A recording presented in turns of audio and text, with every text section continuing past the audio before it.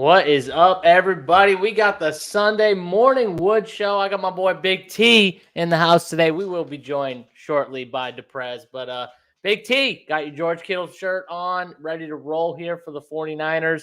I mean, we were talking about it before we jumped on here, where I think DraftKings made a lot of these slates too small. Showdown slate for the Chiefs game. That thing's about to fill. So if you guys want to play Showdown for the first game, that's about – I think about 8,000 spots away from filling, but it's just 100K up top. They could have made these things way bigger, all of them. Yeah, I mean, it's just a new direction that it feels like they're going, almost like following FanDuel's lead from before, where it stinks that there's not other sites anymore that are trying to compete because, I mean, there's an opportunity. They're trying not to ever overlay anything, and they just go the other way. I mean, the best contest for sure, the Showdown was bad, but the 2-gamer, I'm even disappointed because the 333 is going to sell out. I mean, the game doesn't start for 3.5 hours, so like that is, people that don't follow it as long as we have, that's a long time for entries. So you could go way higher. I mean, a lot of casuals aren't even going to look until they get back from lunch and church, wherever they do on Sunday mornings. Right. They're not even going to look. They're not even going to realize they missed the opening contest. And then, I mean, they put another 200K jam in late. Then there's a lot of big players who like to jam in late. So, like, it really is. Yeah. I think they just missed the boat in general on these contests. But maybe it's just because they don't want to, misread and then they're stuck with a ton of overlay. They just want to make sure they hit everything.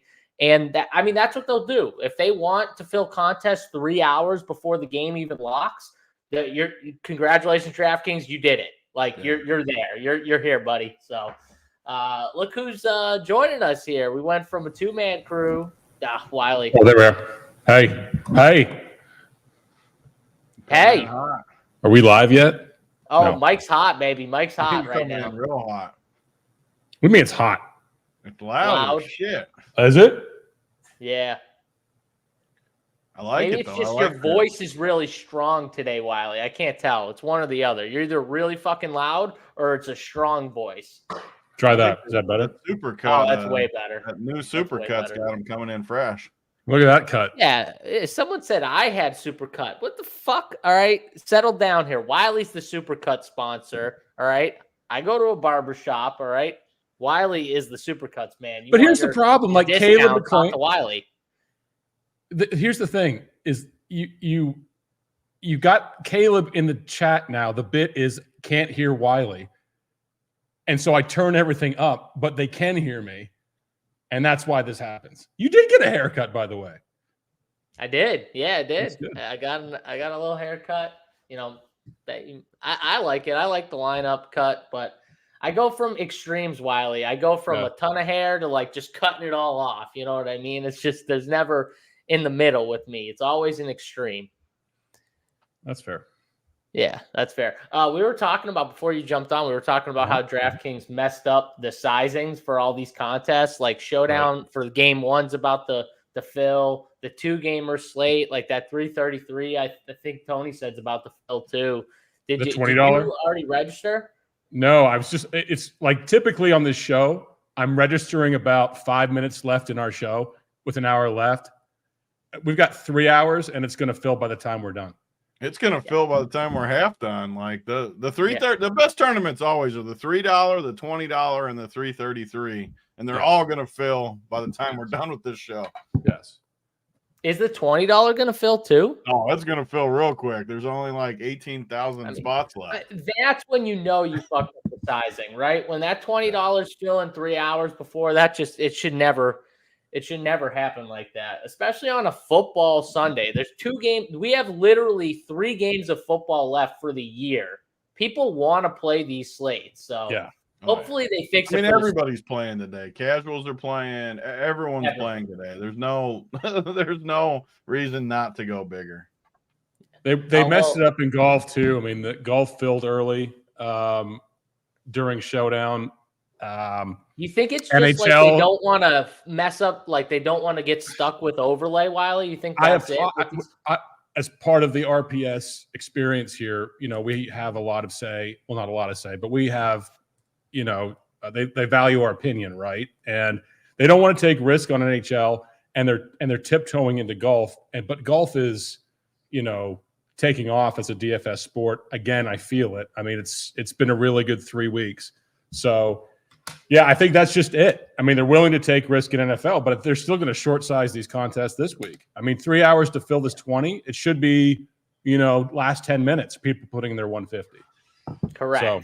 Exactly. Golf too, by the way, once football's over, the golf prize pools are going to go, they're going to go way up. So, yeah, you don't have to wait that long for the golf stuff. Well, they've improved NBA football a little bit. I mean, you guys play NBA a lot. I mean, they've improved NBA pricing a little bit. Yeah, they did. They did for sure. 100%.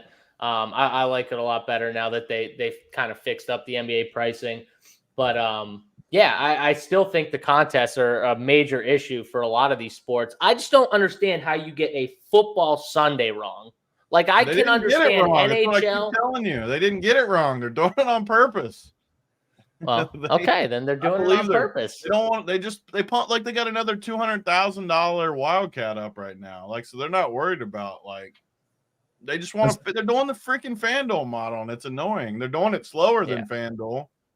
But you can see it coming. Yeah. They never push the needle ever anymore. They've got 2 3-3-3s up, and the original one is not filled yet. Yeah, it's just so annoying. And it's $200K. It's not like they popped up another 50. So it's just I hate it. I agree with JSU. I just think they're doing it on purpose. Yeah, it's annoying. Yeah, if they're not doing it on purpose, then they're idiots. And I don't think they're idiots. I think they're very smart with this stuff. So. That's fair. Yeah, that's fair. They're probably. I can tell you the smart people at DraftKings are trying to fix it. So it just doesn't make sense. No. I've heard a lot of people too, well, let us take the risk. And obviously, you're not going to be able to do that. But let us sign them and keep the extra money. There's going to be a lot of extra money in there. Speaking of Venmo from WKJ, who wants the Venmo, how'd your Royal Rumble Venmo go? Your contest for the Royal Rumble. I can't believe how many people immediately sent me $100. A lot of trust out there for Big T. I like that because there was people that didn't even know me sending 100 after 100. We got 2 pools real quick, and I got the freaking Miz, so I did not win. It was a bad draw for me, but it was fun. I don't know. Do you know who ended up shipping? Do you know who ended up winning? I don't know the guys. Shipped. I mean, one guy just sent me a message right now. Whoever won, I don't know who it was though. Okay, how much did they win? What was the both pools were $2,500 to the winner and $500 for second. So, okay. What are you, Massachusetts auditor? Huh?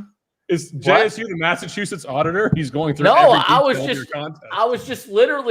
so intrigued that he had to set up a second pool because people were money was sending him hundreds. He didn't put any gates on it. I'm like, he's going to get $1 million and have to refund everyone. I loved how you put "Stop sending me money." I love how you wrote "Stop sending me money." I had 6 or 7 send me after it was closed, and I'm like, just stop sending me this stuff. Actually, I'm glad you said this because one of the guys was our boy that sent it late.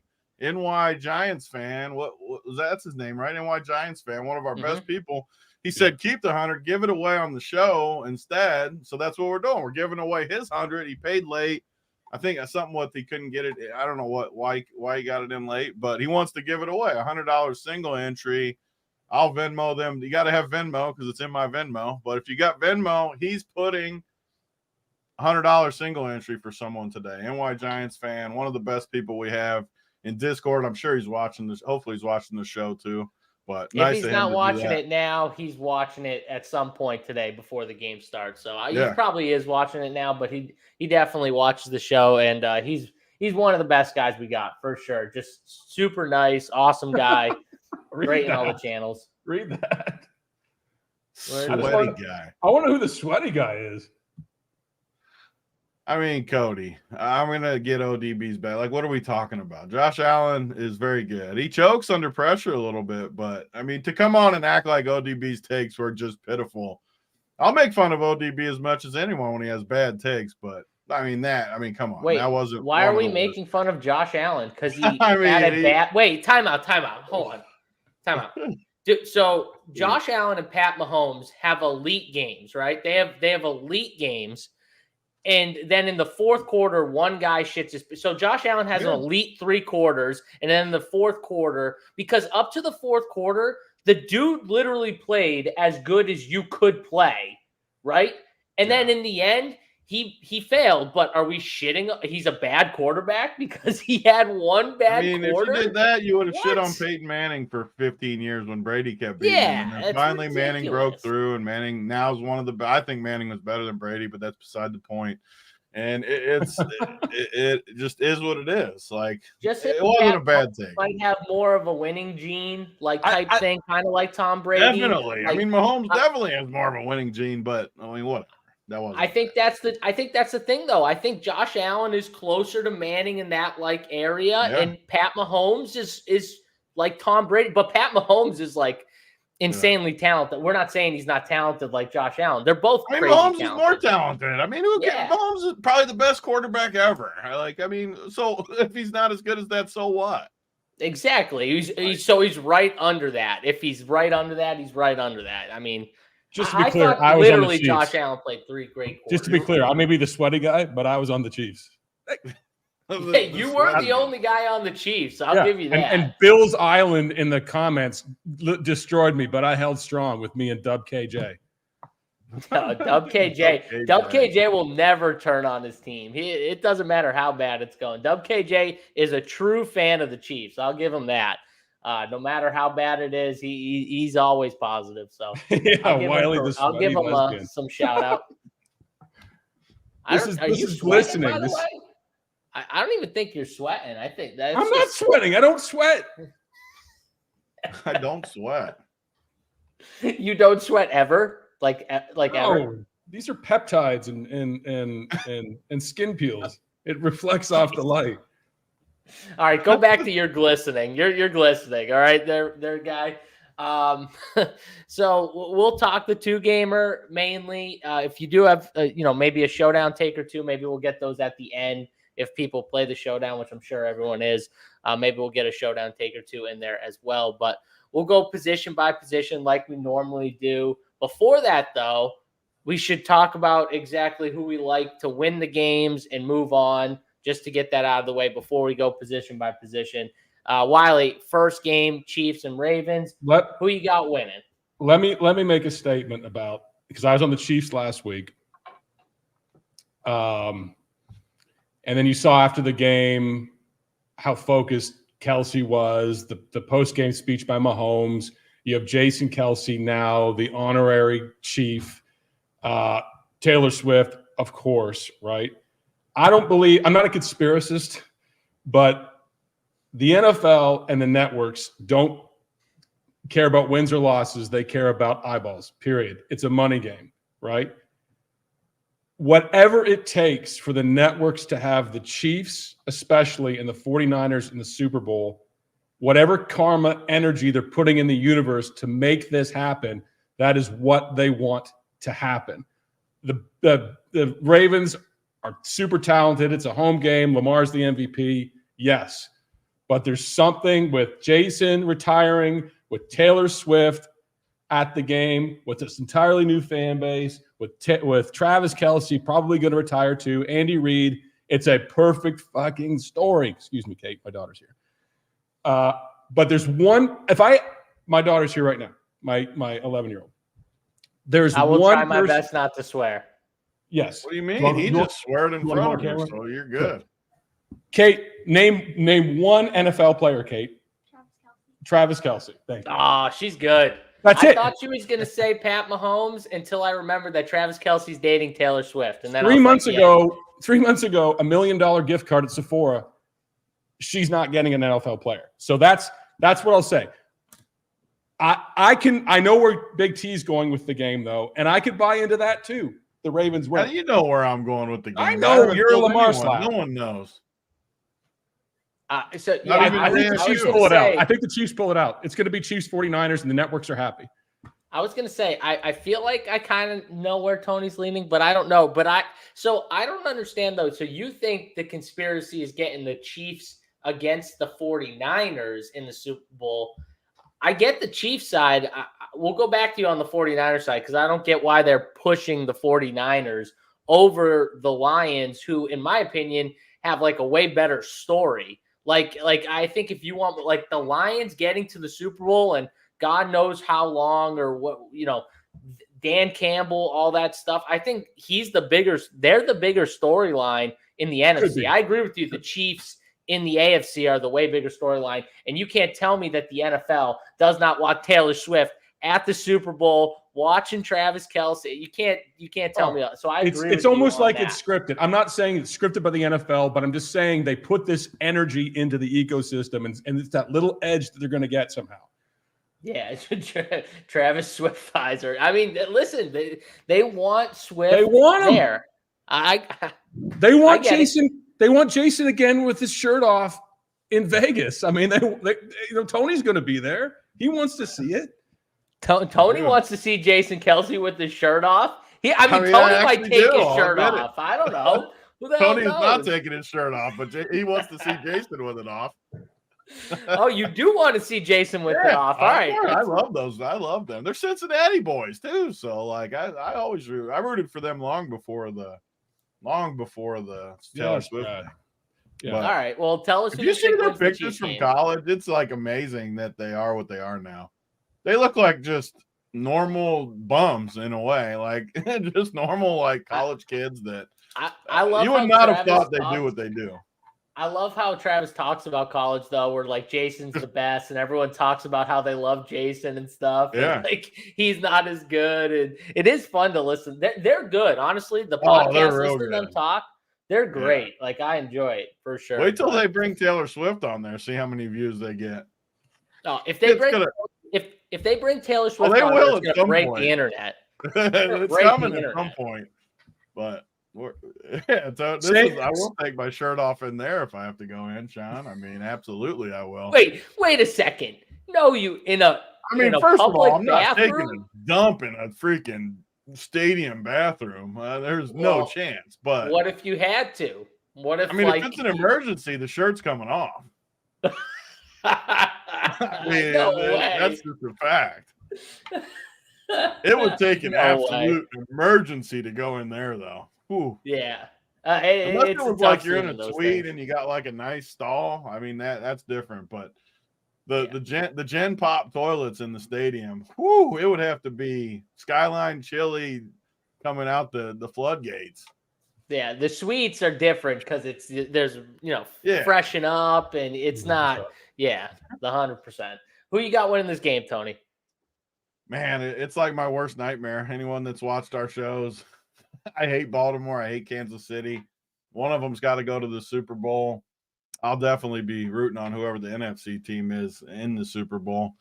But, man, I'm so tired of freaking Mahomes beating me every single week. It's so tilting. Baltimore gets Mark Andrews back. I mean, honestly, I don't have a strong take. I'm leaning towards Kansas City, though. I don't have a strong take, though. I always do. People that watch our shows, I come in hot. I just can't do it this game. I don't have a hot take in this game.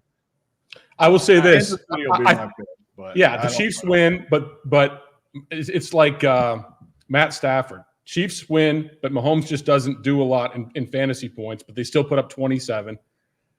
I still think Baltimore side and Lamar can have pretty good output today. It's not like it's going to be a blowout. 27-24. Hank, this is a loaded question because is it who you got in a fight, mom or JSU? First of all, if I had to fight Kelsey's mom, which I would never have to, but if I had to, it's unfair because I'd have my brothers and she'd have her two NFL sons with her. So we're obviously losing in that battle. Obviously, even with her. So, yeah. The dexterity of that guy, 300 pounds, to jump back up to that window. Dude, that was more impressive than people will give him credit for. You're pulling these linemen are super. They're super impressive. He did it with ease, though. Like you knew box jumps. What do you think that vert was? What was like the number? It was high. It was high. I mean, he made it with ease too. He was just like 20 that's 38 beers in on top of it. Yes, The guy runs a 4.6 or something. It's insane. It had to be like. I'm sure everyone listened to their pod, but he still whoops Travis at everything. Like Jason's just a guy that's just good at everything. You'd be surprised though, those type of guys, how much they can how high they can jump and how fast they actually are. Yeah, like Vita Vea play tight end too. Who did Vita Vea online snap call in a 40? Someone called him out I'll beat Vita Vea in a 40-yard dash, and he snap called him. I don't know who it was, but he was like, I'll do it for 20K or 100K. He said he put up 100K. He's like, I'll beat you in a race. It's like he probably would beat any normal person in a race. Yeah. The only people he's not beating are the skill players that are also professionals. Yeah, correct. In anything. What size ladder would you need to get up into that window? The green? No, I need the big dog. I'm taller, maybe the little dog for me, but probably the big dog. I could probably. I'm not jumping in there. I'll tell you that. I could hop it. I know that. Oh my God. I could definitely do it. But for this game, I guess so. I'll be the one on the island, and I'll take the Ravens here. I'm not going to go into the whole conspiracy. The Chiefs, they want the Chiefs. Blah blah blah. Listen, every year Pat Mahomes gets calls, so it's not a conspiracy. It's just that, Pat Mahomes gets calls all the time, so you just live with it. I thought last game. It was called pretty fairly. I don't think one team got a bigger edge in calls or anything. That's what I loved about last game. The Chiefs literally went in there and they won, and they deserved to win at the end of the game. And I even thought, even if Shakir caught that touchdown, if he didn't underthrow it, I really believe Pat Mahomes was going to just drive down that field and score, and it was going to be over anyway. So I thought the Chiefs were going to win at the end of that game, no matter what happened with the Bills, whether they scored. The only way the Bills were going to win is if they drained the entire clock somehow and then won it, and scored in with 30 seconds left or something like that. Because I fully believe Pat Mahomes was just going to march right down the field. But I think the Ravens have enough. Pat Mahomes made the Bills defense look like absolute dust, terrible, just went through it like Swiss cheese. I think the Ravens are good enough to at least make it more difficult to where, Lamar, if he uses his legs, Lamar can keep Pat on the sideline, kind of like how Josh Allen did it, where they had long sustaining drives, the Bills did. The problem was then Pat Mahomes would go 4 plays and 75 yards for a touchdown in 2 minutes. And you're like, well, okay, that long sustaining drive did nothing. But I think the Ravens can slow the Chiefs down on offense just enough to where Lamar's legs can be the factor that they can't handle on the defensive side for the Chiefs. So I think Lamar's legs are a big reason why they win, just like Josh Allen's legs was a big reason why the Bills were back and forth with the Chiefs that whole game. So I'm going to go the Ravens. I think their defense is a little tougher than the Bills, and I think they're going to give them a little more challenges for the Chiefs here. So, yeah, I'll take the other side of YouTube. But, again, not my favorite outcome. So everyone knows as well that we weren't on the Chiefs or the Ravens. So one of these teams is getting in. We got the NFC, though, and San Francisco and Detroit. Wiley, who you got in the NFC? I think this is the end of Detroit, really. I mean, San Francisco at home. Detroit's played awesome. Jared Goff, he'll be the lowest owned quarterback on the slate. But really, what has he done wrong, right? He doesn't turn over the ball virtually ever. He's put up a bunch of yards on defenses that were supposed to stop him. Even our Tampa Bay Buccaneers, Big T, which we thought, the Bucs would stop him last week. They didn't. And again, he'll be undervalued and low owned. But I just think that the Niners are a force. And I think at home, Detroit, with the energy of the crowd, I just think it's a lot different this week. And don't get me wrong, I'd love to see Detroit in the Super Bowl. Of course, I love Detroit. I was talking with JBC about that the other day. It's a great town. But I think it's going to be Chiefs, Niners, and the networks. I'm not saying they're involved in it or paying the refs to give calls, but I'm just saying that is exactly probably the Super Bowl they want. So I think the 49ers do pretty well against the Lions today. Yeah, I mean 49ers. Tony, you got the jersey on. I do want, honestly, I want to root for the Lions. I like really want them to win. I'm rooting for them to win and go all the way. But Tony, I know you love the 49ers. I feel like you're probably leaning that direction, right? Yeah, definitely on the Niners. The Lions defense has just been very bad. I mean, even last week they got carved really good. I mean, Tampa Bay was dicing them. They just couldn't stop Detroit either. Detroit was really good, like Wiley said. So I like San Fran, but I mean, kind of like JSU said, one of my buddies or one of our close family friends was Derek Barnes, who made the big play last week. So I find myself rooting just a little bit for Detroit. I think San Fran will win, and it's kind of why it's a weird day for me, because I hate both AFC teams. NFC, I like the Niners. I'm kind of rooting for the Lions. I usually have I've the last couple of years rooted on the Bengals. I've always had clear rooting angles, and today I really don't have sides that I'm pulling hard for. I'm going to kind of sit back and watch a little bit, I think. Phallic, for the first time ever, we have Taylor Swift in a core, Tony. Is that real? That's a good core play. You're going to do well with old Taylor. Is she 2,500 or is she more than that? Tony's like, if she's 2,500, I might lock her in. You never know. They might run her out.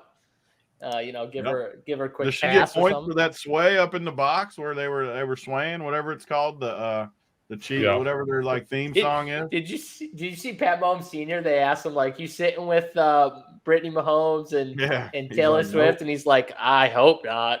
He probably just sits there I just want to watch the game in peace. Just definitely. Like Jason and Kylie or whatever her name is, definitely were milking it, which they should. If he's retiring, milk it all you can. Get all the exposure you can. That's smart. But if you're Pat's dad, you just want to watch the kid play. Yeah, I agree with you, Tony. I feel like it's San Francisco's game to win here against Detroit. I mean, they can't lose this game as far as just it's all been built up to this. If you lose to Detroit, you really go the other direction, and it's all been building up. Your window's closing a little bit, even though they're awesome. You got to win this game if you're San Francisco. And don't forget, Jared Goff got 2 games at home. You know what I mean? He got 2 games at home. Now he's going on the road, and we all know on the road it's a little different with him. And San Francisco, they have a great offensive line. They're going to give Purdy time in the pocket. I thought that was one of the big differences in that last game that they played against the Packers was when he needed to make plays, his O-line gave him time. Like that pass to Jennings where he put it in between 3 guys. I don't know if you remember that big play, but he doesn't make that play if his offensive line doesn't give him literally 4 or 5 seconds to sit in that pocket, literally in the pocket without moving left or right, sits in the pocket and then finds him eventually. That doesn't happen if he doesn't have that time. And if you give him that time against Detroit, what is he going to do? He's going to carve him up probably. So, yeah, I got San Francisco. All right, let's go through quarterbacks all the way through in these positions. So, obviously, you got Lamar up top, Pat Mahomes, Brock Purdy at 6,400, and then Jared Goff at 6,300 for the quarterbacks. For me, guys, I got it. Purdy and Lamar are my 1-2. I think that's going to be kind of common. I feel like Jared Goff, Wiley said, is probably going to be the lowest owned. And then, Pat Mahomes is third. But really and truly, Pat Mahomes, even in the games where he was dicing them up like Buffalo, he still ended up scoring 18 fantasy points or something like that. He just hasn't shown those big games, even when he's been really good. And I thought he was really good last game, and he still gave me 18 fantasy points. So I'm probably not playing him, and I'm probably not playing Goff because he's the same price as Purdy. There's no real discount. They're the same price. So I got to think he outscores Purdy, and I just don't think he does here, Wiley. So then it comes down to Lamar and Brock Purdy for me, and I got him close, but point per dollar, I'd go Purdy as my 1. What do you got? Yeah, so, I think Jared Goff may be one of the most underrated players in the league. I think that, I don't think he's thrown an interception this whole playoffs. I don't think he's thrown one. I don't think he threw one in the Minnesota game either leading up to it.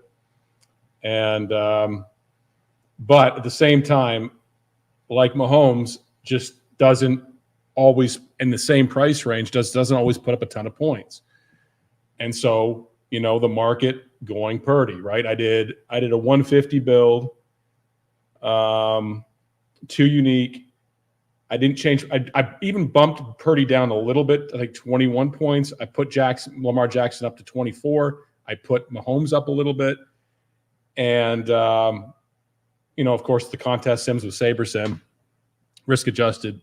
And I'm basically 50-50 split Purdy, Lamar Jackson, right? I think Purdy's probably going to be higher owned, in my opinion, slightly. I think Purdy's going to be the highest owned quarterback. Jared Goff being the lowest. Mahomes is the interesting case. It's like Mahomes is what, 60, 69? Hello. And still, third highest owned quarterback. But for me, Lamar's going to do the most. He has the highest ceiling. Purdy, best value, right? Against a team. If you think they're going to put up 29 points, 31 points on Detroit, 34-20 type game, Now, would you run Purdy naked? Not this week. Not at all. But, Purdy's safe for 22 points. The only quarterback I could justify running naked is Lamar Jackson. And I don't even know if I would do it, but he's the only one I could justify. Yeah, if he runs 2 times. And he's had good games against the Chiefs. He's had 100-yard rushing games. He hasn't played them a lot, but it's not like they stopped him before. His last game, I think it was over 100 yards and 2 touchdowns with his legs. And the weather's not going to be great. Where's our weather guy in the comment section? I think that game it's supposed to be a little rainy. Yeah. But that's about it, right? Hey-oh, 69, comment God. Got it. You got it. Yeah, Tony, what are you doing with 6,900 Pat Mahomes? I mean, I see literally no way you can play Mahomes. Lamar is 800 more. Purdy's 500 less. Mahomes has the toughest matchup of the day. He has no receivers. Rashee Rice is fine. Kelsey's fine. If Mahomes is on the winner, I can just live with it. And if Goff's on the winner, I can live with it. It's just so clearly a 2-quarter. So I agree with you guys. So clearly a 2-quarterback week. And, I think Purdy's a significantly better play than Lamar just because of the matchup. But the flip side to that is what we've said the last 3 weeks. Lamar can break a slate. I don't know if Purdy can really break a slate. Yeah. And, CMC could vulture all of Purdy's touchdowns too. So I do want it about 50-50, maybe 60-40 Purdy, but they're clearly my 2 guys. I like Purdy more for sure, but I say that knowing that, you're really playing with fire when you're going against Lamar because he's the only one that can rush for 102. And you're just stone cold dead when he rushes for 102. So yeah, I would go Purdy, Lamar, just like you guys, but it's very close. Like last week on the 3-gamer, I forget what day we were doing it, but we were questioning whether someone could kick Lamar off the slate. And who did? It was Baker, right? It was close, yeah. It was close. There's really not that. Baker. If Lamar has a 32 today, there's not really anything that can probably kick him off. 2 games too, so you got 2 less games, and yeah, I agree. If you told me he gets even what would the number be where I would just not play anyone else? I think even if you told me high 20s, I would just be like, I'm just playing him. I know if you said 30, I would. 30 would be. That's why I wanted to go a little lower because 30 would be a snap call. 25, Tony, 25. That's where it gets hairy, where it's 25. Because I still think, these other 3 guys could easily bust, where they just don't get much. So, 25, that would test me because I think he gets 25. So, but I think Purdy can easily get. Purdy's going to have just as good of a spot as Baker. The only difference is he's got CMC that could vulture a lot, but still, it's still a great spot.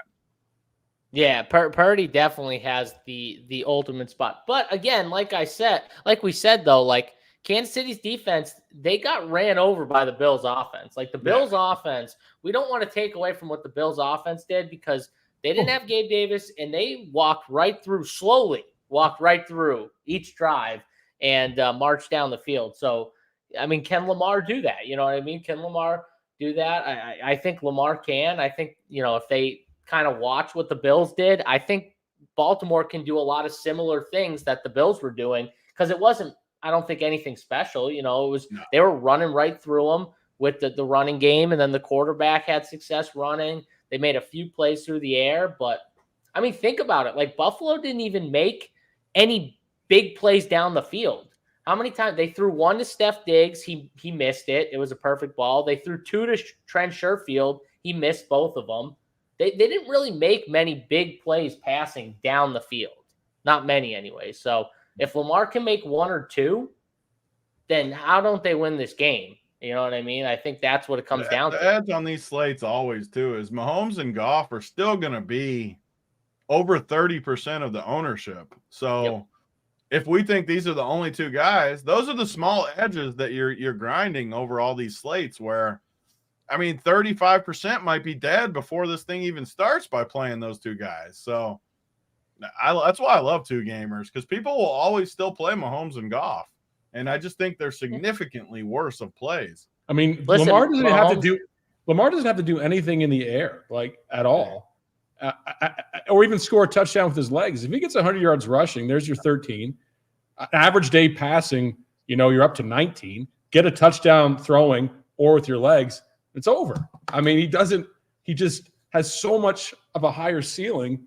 And I think his floor is lower than people think too, though, which is another case for Purdy in my mind, where say Gus scores first and then somehow Justice Hill breaks one or something.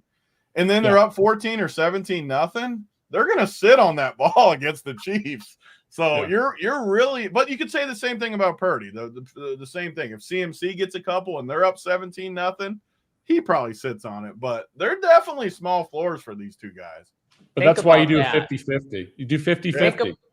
Think about that right there, though, just from the game perspective. Bills had 0 plays of 20+. Honestly, Dub KJ, I didn't know that for sure, but in my head, that's what I thought. Like, the Chiefs had like 6, 7, 8, 9 plays over 20 yards, and the Bills had like 0.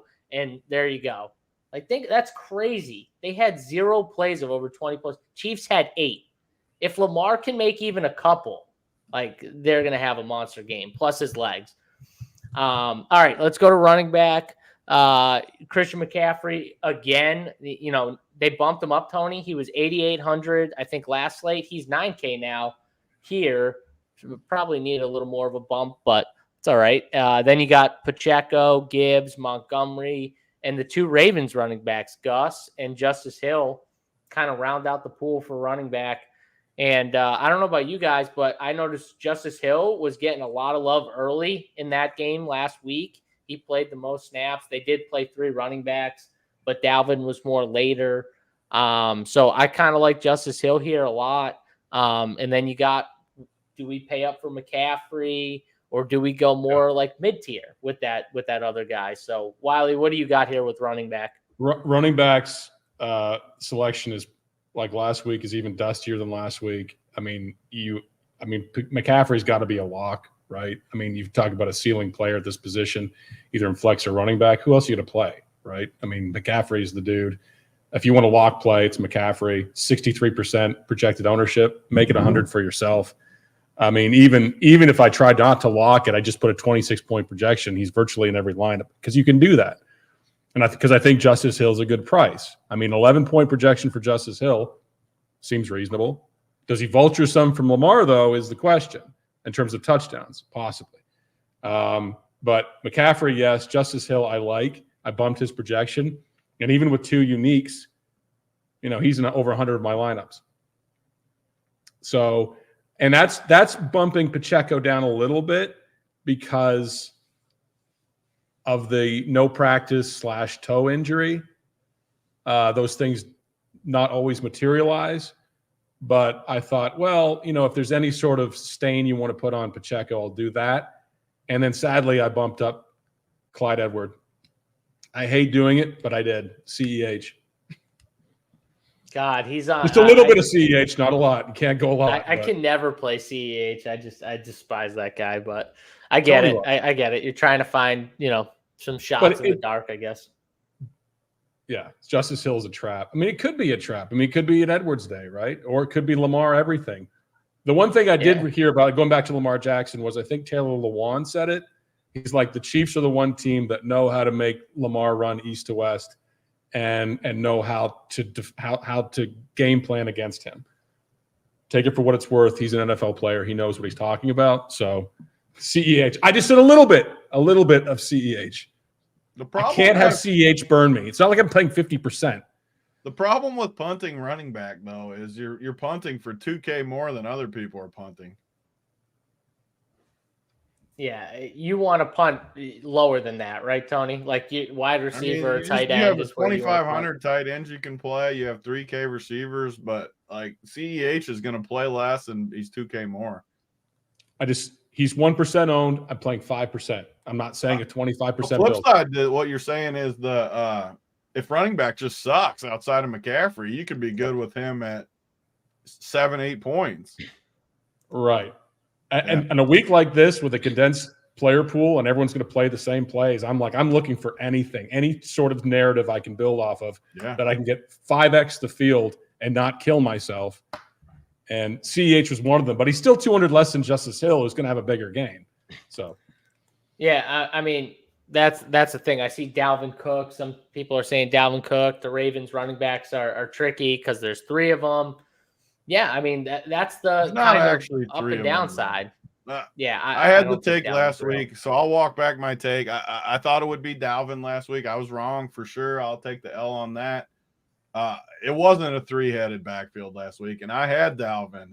It was a 2-headed, and they got a lead, and they gave him some work. I wouldn't be surprised if he just doesn't even play at all today. Like, I think it's clearly a 2-headed backfield. And I mean, Justice Hill's just like a lock to me. He looked good last week, so I've changed my stance on that. But I still think there's value in Gus Edwards at 5,500, especially in the Purdy builds where you want to vulture Lamar if you're playing Purdy, Justice Hill and Gus, even together with McCaffrey. So a lot of people are like, it's a 2 running back week. I agree. Outside of playing McCaffrey with both Baltimore guys, because they're both cheap and it gets you very different. Like Gus Edwards is going to be similar ownership to CEH. He'll be higher, but not much higher. And he could score 2 touchdowns. He could vulture. And just, I mean, he's going to be 10% owned, if not less. And I mean, who else on the slate is going to be 10% or less that has a decent chance to score twice? By decent, I mean, it's probably not likely, but it could. I got another one.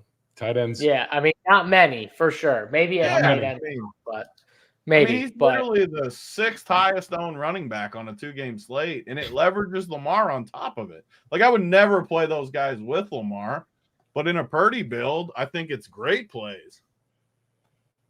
Yeah, I agree. I like the idea of Gus Edwards and Justice Hill in the Purdy builds, not with Lamar, but in the Purdy builds.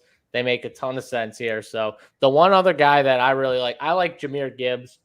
I just think against San Francisco, you need someone who can get to the edge to have a chance of running. We all know Detroit likes to run the football. They want to run the football. I think their best chance is with Jahmyr Gibbs. And if not, then him in the passing game, I think he needs to do some work too. So I think 6,400 for Gibbs. So freaking hard with this guy. It pisses me off. Because they don't use him as much as they should. At all. You know what I mean? It's so infuriating. He played 30% of snaps last week in a freaking must-win playoff game. Like, it makes me sick. Like, I hate it. Drives me crazy. Insane. 30%. He got 13 touches. Like, because he's good. And honestly, he got most of his touches when they started moving the ball good. He didn't get them early in the game. And hopefully what happens is they stall out. San Francisco gets a lead, and then they just all right, we got to play this dude more. Like, we have to. You can't see Montgomery running on him. It's got to be Gibbs. It's got to be blown out if they try to slam Montgomery in there.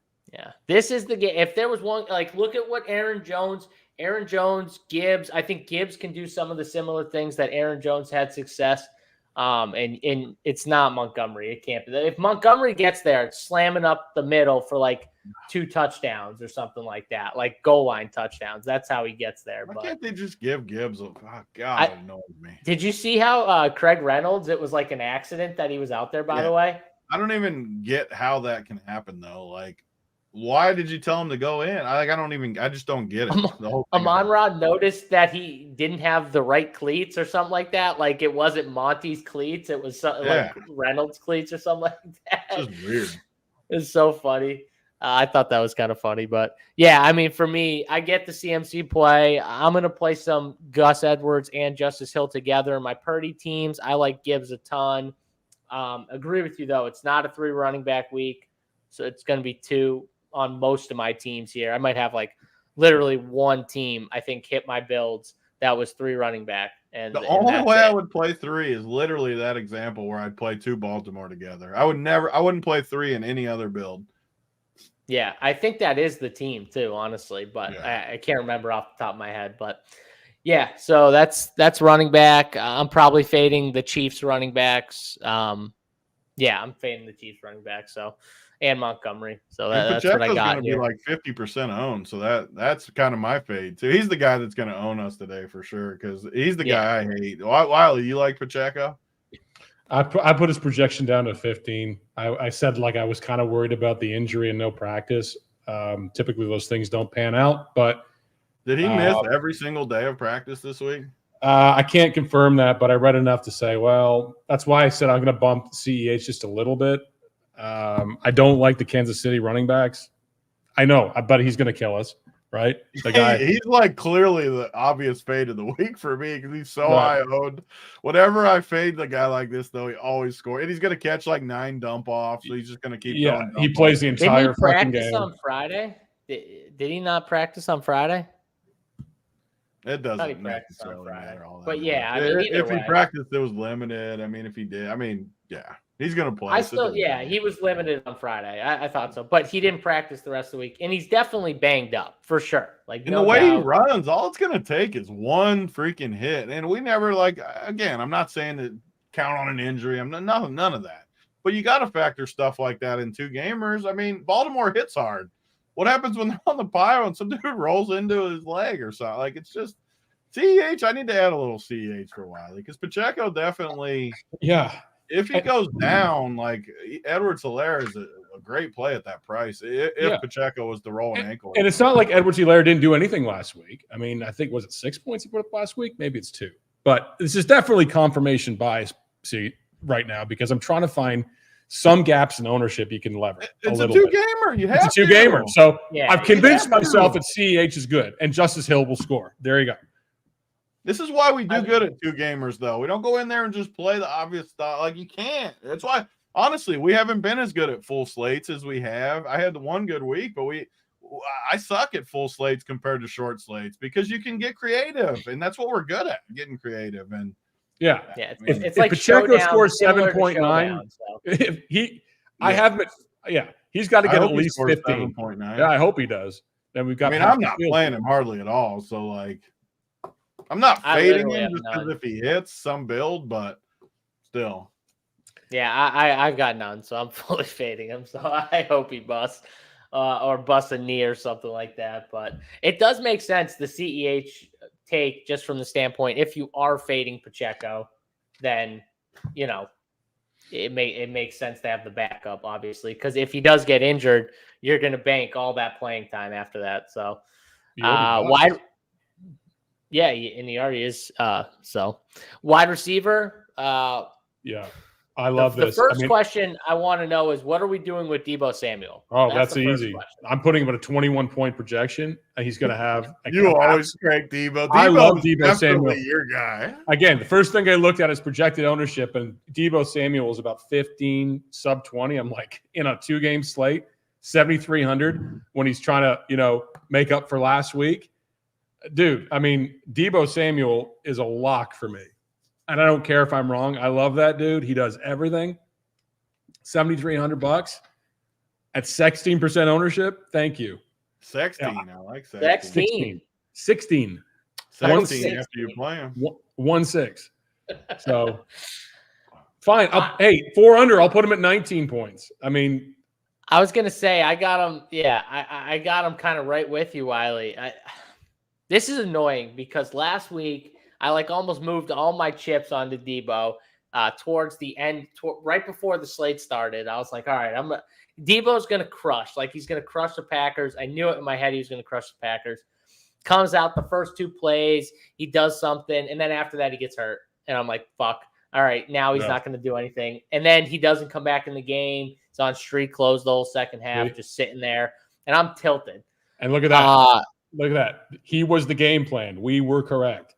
Dude, it's so annoying, too. I knew it for a fact that they just don't have anyone that can guard it. And you think that going in against Detroit, the game plan is not Debo Samuel. You're out unless he's injured, unless he's really injured to the point where, he's a decoy. You're out of your mind. This dude is going to smash if he plays this whole game. He's going to Mike Evans it. I just I can't fade him after fucking going all in on him last week. It's just annoying the crap out of me. So I need to play Debo Samuel. Tony, you want to break the 3 for 3 or are you out? Definitely not as high on Debo as you guys. I think it's the Ayuk week. I love my Niners. I always feel like I have a good feel for the Niners. You beat Detroit deep down the field, crossers. Debo can get the crossers, but he's never beaten you deep down the field. He's more of and the injury concern on top of it. And Ayuk's cheaper. I'm definitely on Ayuk over Debo, but I like them both. I mean, they're good spots. The problem is I need Amon-Ra too, and I like Amon-Ra more than both of them, just at the price points. And he's going to get a ton of the volume, like always. So I like Debo, but I'm not projecting him for 20 like you guys are. I still have a lot of Ayuk too. I think you could do a rule min two of CMC, Kittle, Ayuk, Samuel. I honestly think 2 is good. Two is good of those 3. Just set it at 2, not min or max, just 2. Give me 2 of those because I don't want all 3 either. 3's too much. I want 2. Yeah. The only way 3 is good is if San Fran's the only team that scores today, which isn't totally crazy. I could see a Niners onslaught winning today. That's what I'm thinking, right? I don't want to limit myself and said, okay, it's an absolute smashing, and I don't have and the Baltimore game 7-6. 16-13 or 16-13, right. That could happen easily in that game. Easily in that first game. Yeah. Dude, what y'all forgetting about the CJ Gardner-Johnson interview about Debo? Did they talk shit to each other? What was said? I can't remember. I actually did forget because I do kind of remember something, but I don't know exactly what was said. Can we point out that Josh and Jake are having this hour-long argument in the comment section? I was just going to let them keep going. It's good. It's kind of entertaining, but I'm just reading the whole thing. Yeah. No, keep going. Free part of the show. Tony, I knew you were going to love Amon-Ra. So I do have Debo ahead of him slightly in projection, but I know you won't agree with that. How the hell do you project Debo over Amon-Ra? Because he's going to crush. Because he's going to crush. He's going to crush. He's going to crush. It's over for garbage time ASB. I'm sorry. Garbage time. Garbage time. Projecting Debo over Amon-Ra. I mean, oh, God. Oh, I just clicked on Amon-Ra. Perfect. No one. You confirmed it that no one is going to do what I just did, and on 2-game slates, that's literally what we do. You have to. So doing this, I know for a fact that I'm going to be unique because no one's going to drop him or raise Debo up enough, except for Wiley, the Prez. Yep. Minimum 19. And you know what? Debo Samuel has, outside of McCaffrey. I mean, he has just as high of a ceiling as Amon-Ra, if not a higher ceiling than Amon-Ra. Yeah. He probably does have a higher ceiling than Amon-Ra. He might because he's a running back and he throws the ball. He's also a running back and a quarterback. Might be one of the worst takes we've ever had on this show. Well, I know that you told me Sam Laporta was the worst take I ever had, and he fucking owned your ass. He didn't even sniff anything. He had 11 targets on 9 catches. You were wrong. Just say you're wrong. He wasn't close to any winner. How was I wrong? Those other tight ends were better. Kelsey destroyed him at the same price. You said he was the worst play. Because of Kelsey being the same price. Kelsey destroyed him. You told me he was the same ownership as Mike Evans. He was 10%. Okay, Mike Evans was 50. You were right about the ownership. You were wrong about I was right about everything. Thank you. I was right about nowhere near any winner. Okay. Nowhere near any winner. So how were you correct?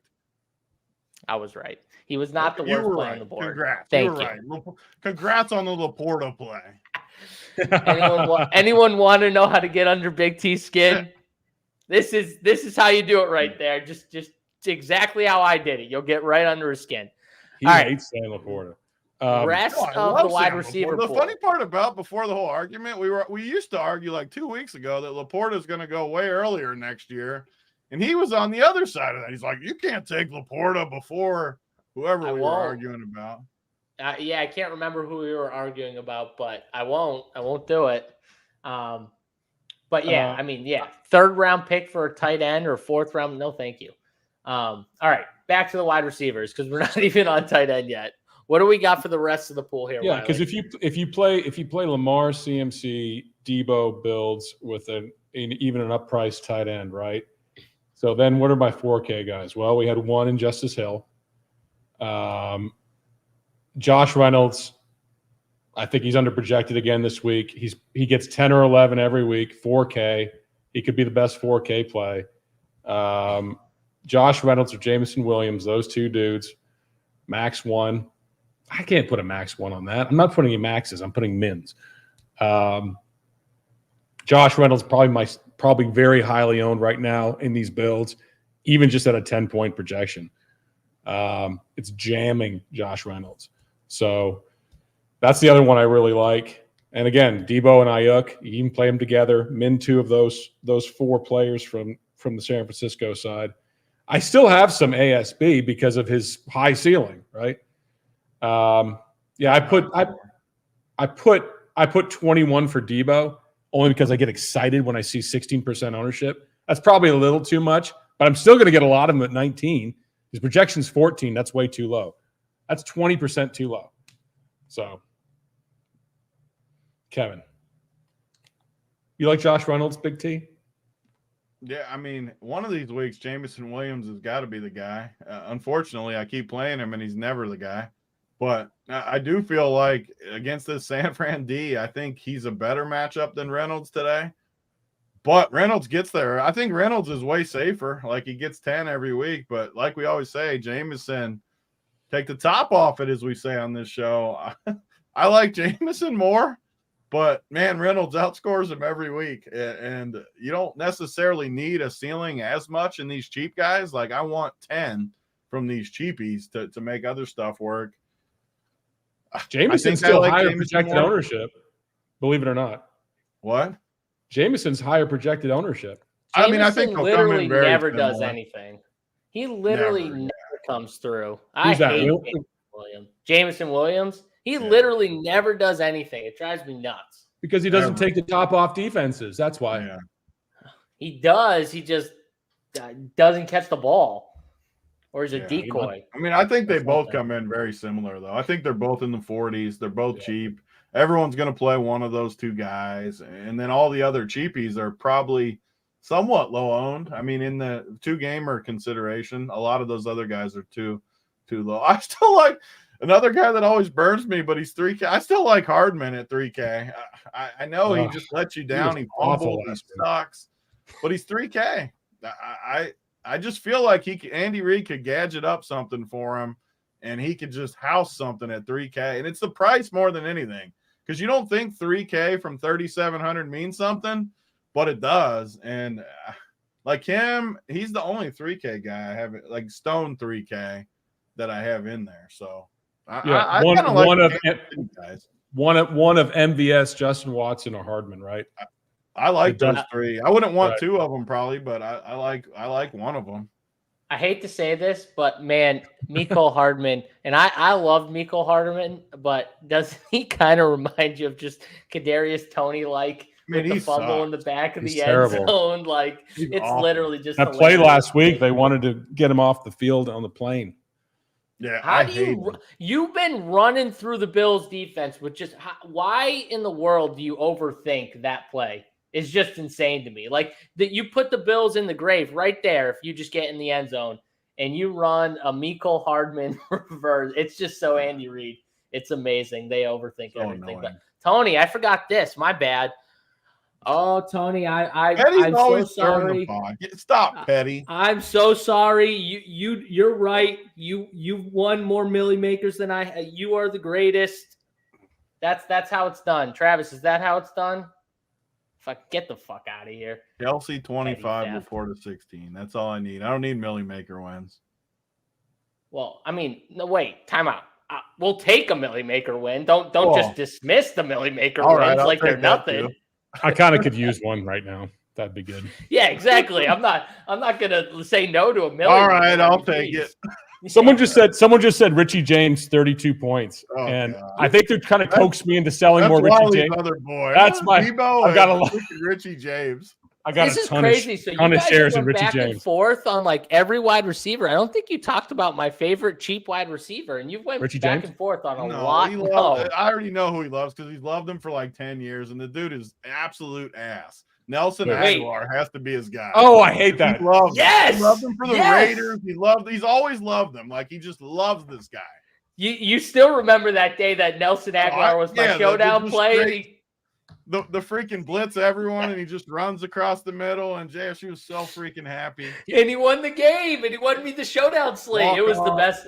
It was best. And I only won like 8K that day, but it was still the best best 8K ever. It still sticks with me. I still wake up some mornings thinking about that game. That was the day we fought about Derek Carr. Remember? We fought so hard about Derek Carr. I love Derek Carr. You hated Derek Carr. Yeah. It's so good to think about those things sometimes. I played Juju Smith-Schuster on this slate over Aguilar. At least Juju's not on this slate. At least he's got So what's interesting to me though about Nelson Aguilar is two things. One, he's outsnapped Odell Beckham the last 2 games. 2, when they get in the goal line situations, for whatever reason, he comes in.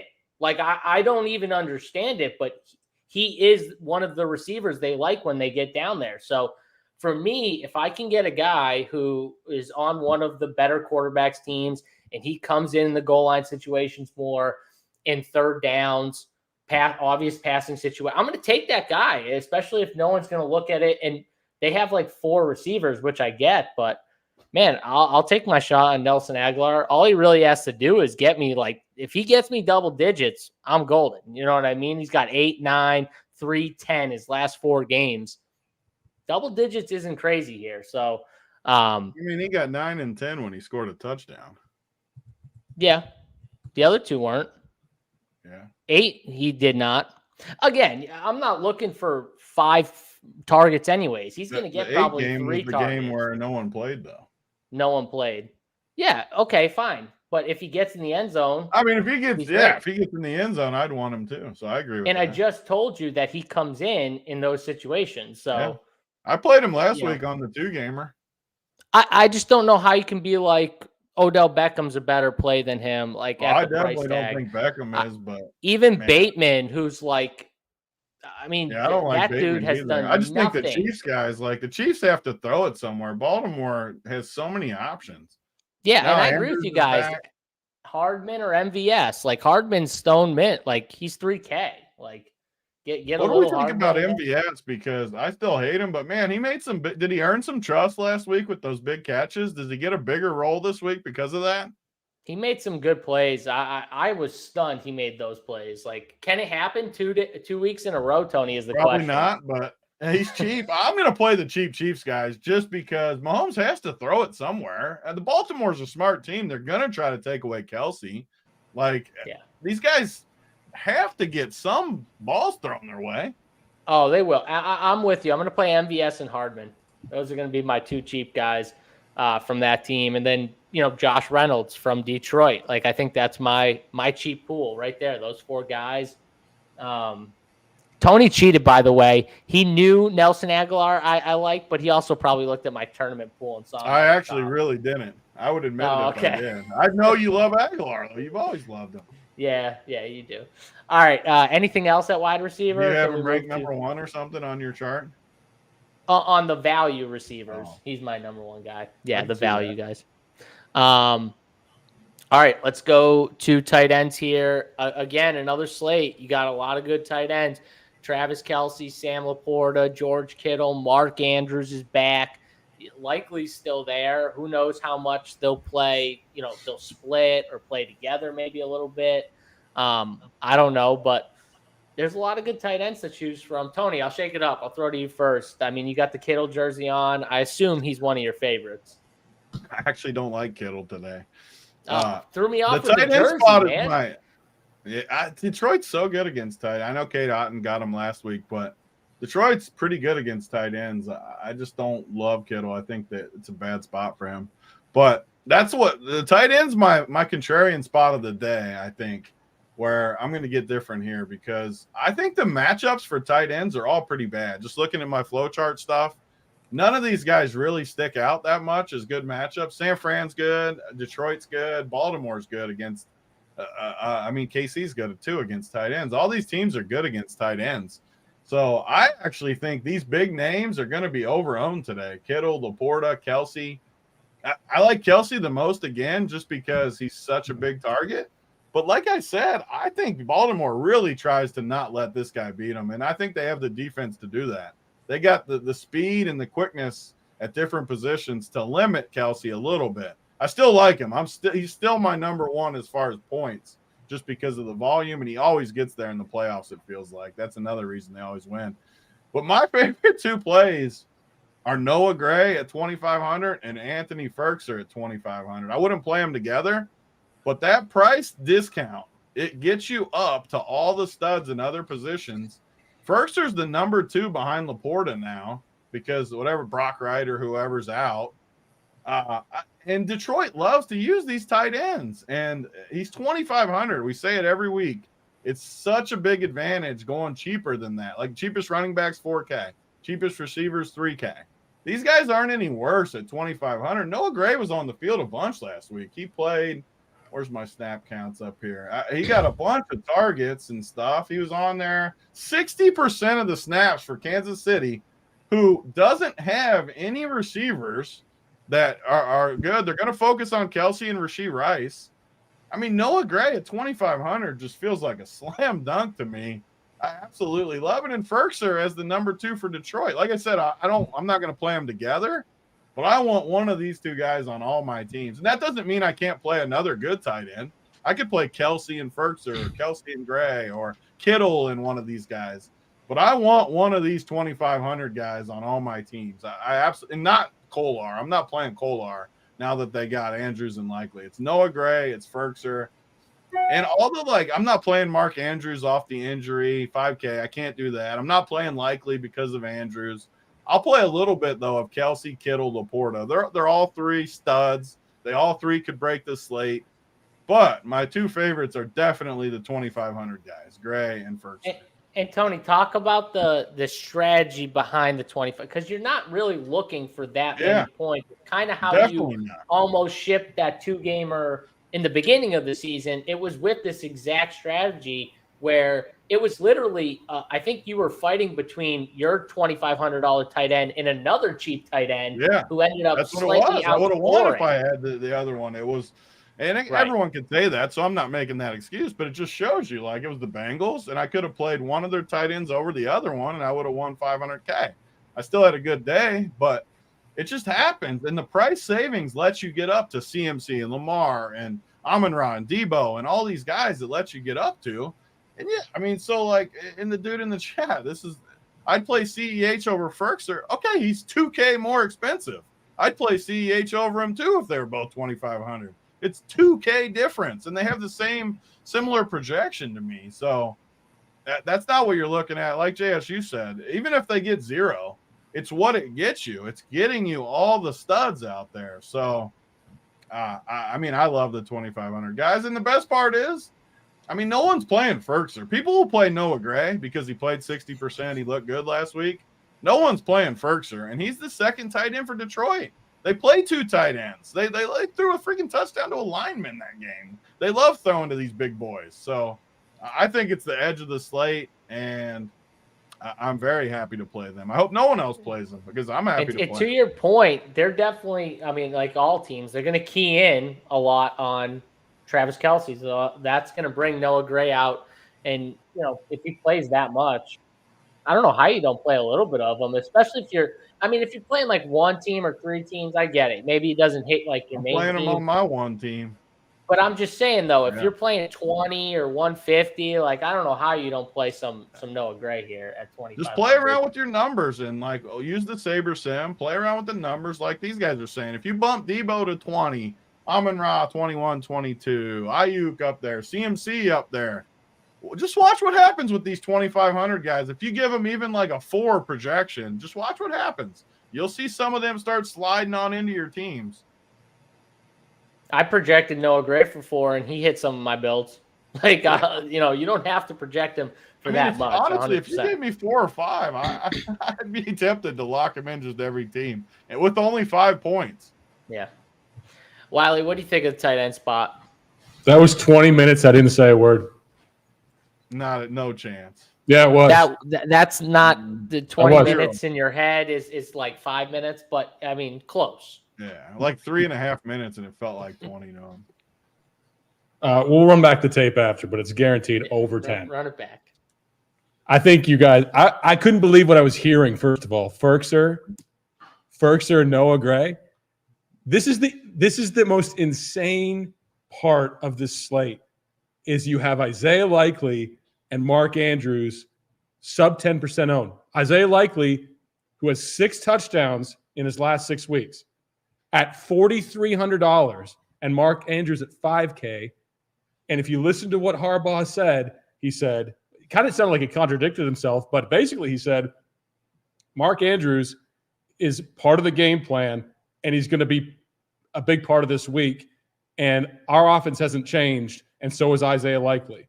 So it's not going to be one person getting it. These 2 dudes are going to be getting it against a blitzing Kansas City team. In bad weather. The easiest rule for me this week is min 1 Isaiah Likely, Mark Andrews. Isaiah Likely at a 12-point projection, which is what? A 12-point projection? Oh my God, what are these projections you're giving out? A 12?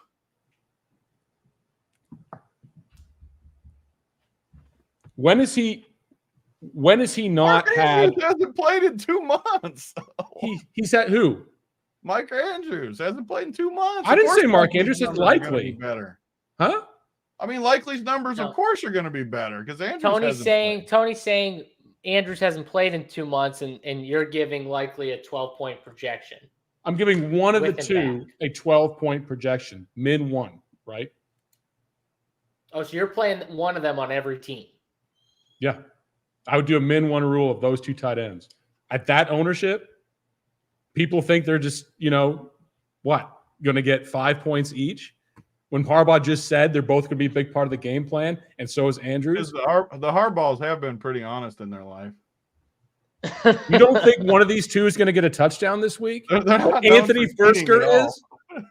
Huh? No, I think they're by far the 2 worst plays on the tight end slate. When's the last time Ferkser caught a pass? He hasn't been in this role. You're literally using 2. The roles for Baltimore you're using are wrong, and the roles you're using for Detroit are wrong. Isaiah Likely and Mark Andrews min 1 is the easiest play. At least you got golf coming. So are any other tight ends, or those are the only 2 you're playing, Wiley? I put Kelce up to 17, but he's not hitting a lot of my lineups. I agree with Tony there. And I don't have a lot of Kittle. Now, could Kittle destroy us? Of course. I probably will need to bump up Kittle some. He's a 13-point projection. Especially you want to do a min 2 rule on San Francisco like we talked about. But I like one of Likely or Andrews, and they're getting to the house. Not once, but twice. Yeah, I got a good amount of 2 tight end builds just because, like, the way the slate sets up, the mid-tier range, like at wide receiver, there is no mid-tier range. Like, there's Zay Flowers at 5,800. Then it goes down to 4,600 with Jennings, 4,400 for Beckham. Then it's just cheap. You know what I mean? So like the mid-tier range is dead. So like some of those builds where I'm getting like in that mid-tier for 2 spots, I'm just going double tight end. So, I mean, I like Laporta and Kittle the most, but after that, I can play some Andrews just because I could see in a world where, you know, he gets in the box twice, like 100%.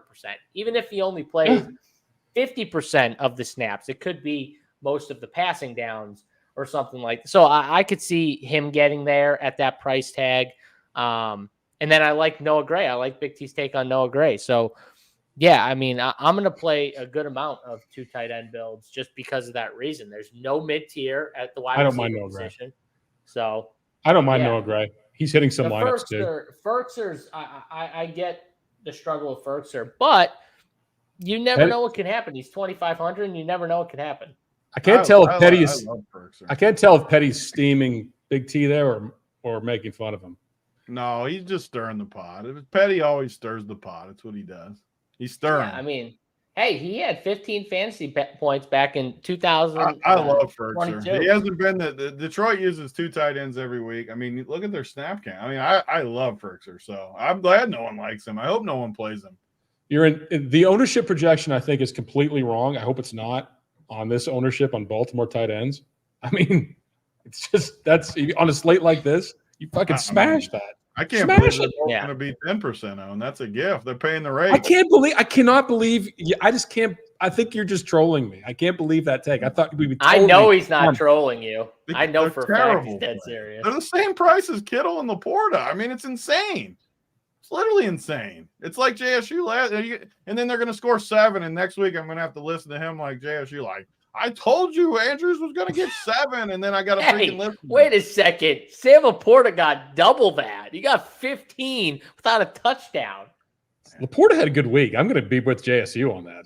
I mean, this is ridiculous. We're not playing to win. Kelsey was the same price. You guys are trolling me now. Kelsey got 10 more points than him for the same price. You could have played them both. Damn it. You could have played them both.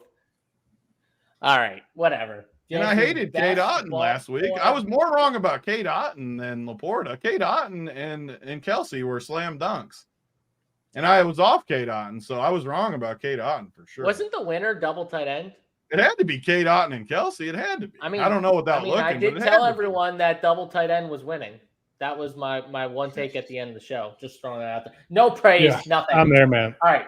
Best running back in Baltimore. We'll all take this. Who's the best running back play? I mean, we all like Justice the best. Justice Hill. Yeah. I agree. All right. More people laughing about Fertzer. All right. I hope everyone laughs about him. Andrew's going to have a huge day. One of the tight ends is going to have a huge day. It's just that day. Defense. Does anyone have a take on defense, or is Who's the first touchdown last week against the Chiefs? Was it Dawson Knox?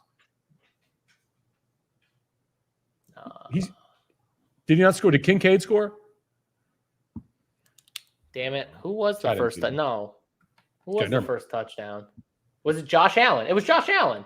Okay. Didn't he score the first touchdown? I'm thinking of the previous week. Knox definitely scored versus Pittsburgh. Yeah. Yeah. I think Josh Allen scored the first touchdown. I could be wrong. Lions are trash against the tight end. No, they're not. No, they're not at all.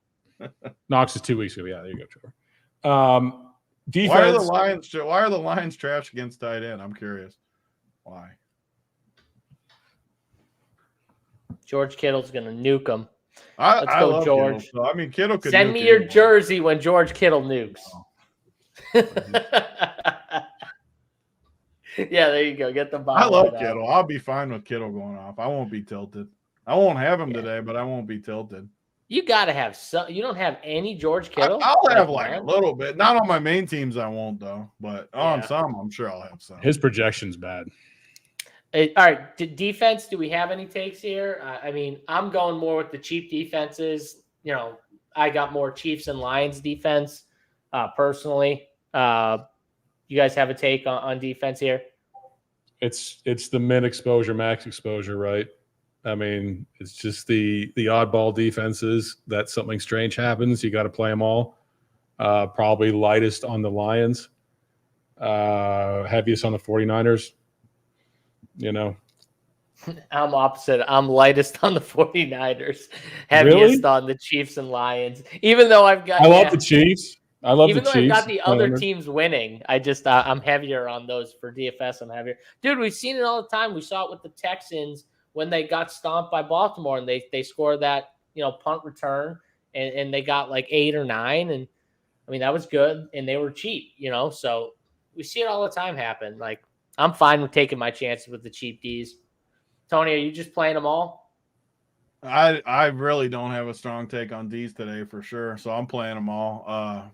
If I had to rank them, though, I would rank 49ers 1 for sure with Detroit going on the road. Goff's been at home the last couple.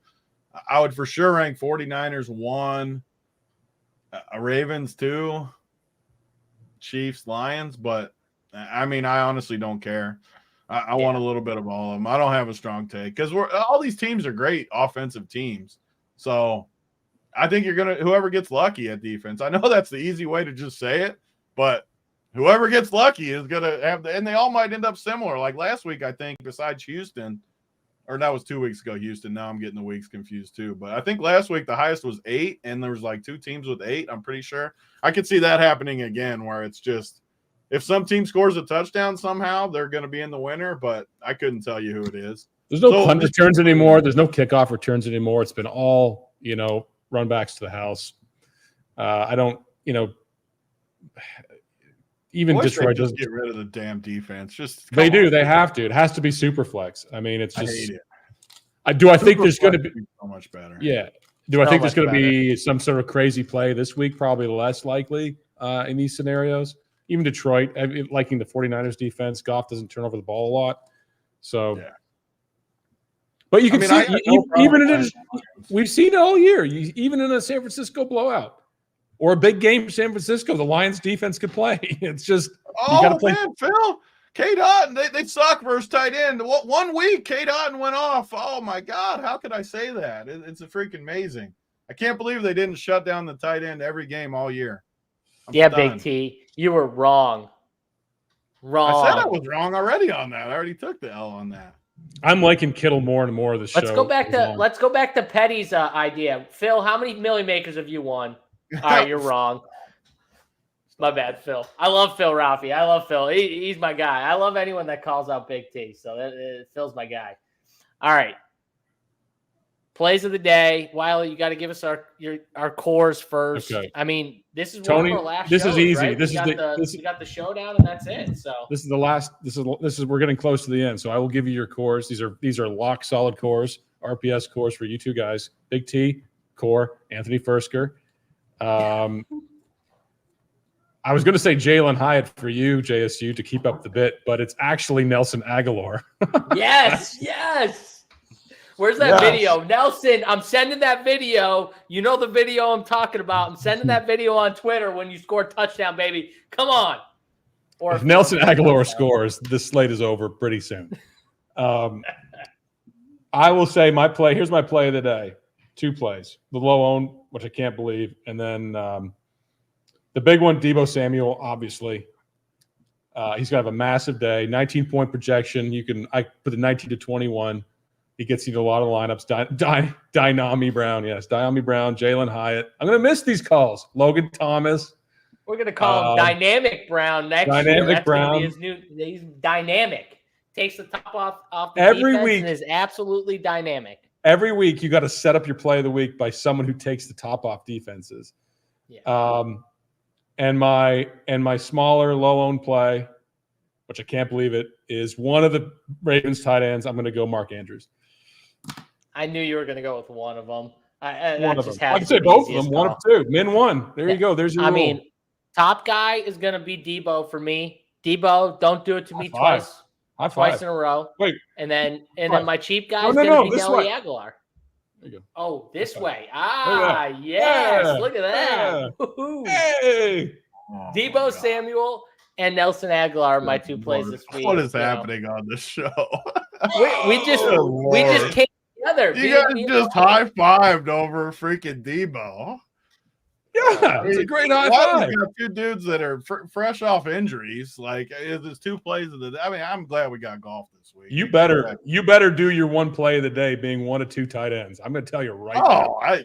All my teams got one of those 2 tight ends. The problem for the play of the day for my cheap one, though, I don't know what I'm more likely to play Noah Gray on my main team, but Ferkser's got to be my cheap play of the day. And my expensive play of the day is the real receiver that's going to crush from San Francisco, Brandon Ayuk, who is going to get a 30-piece today.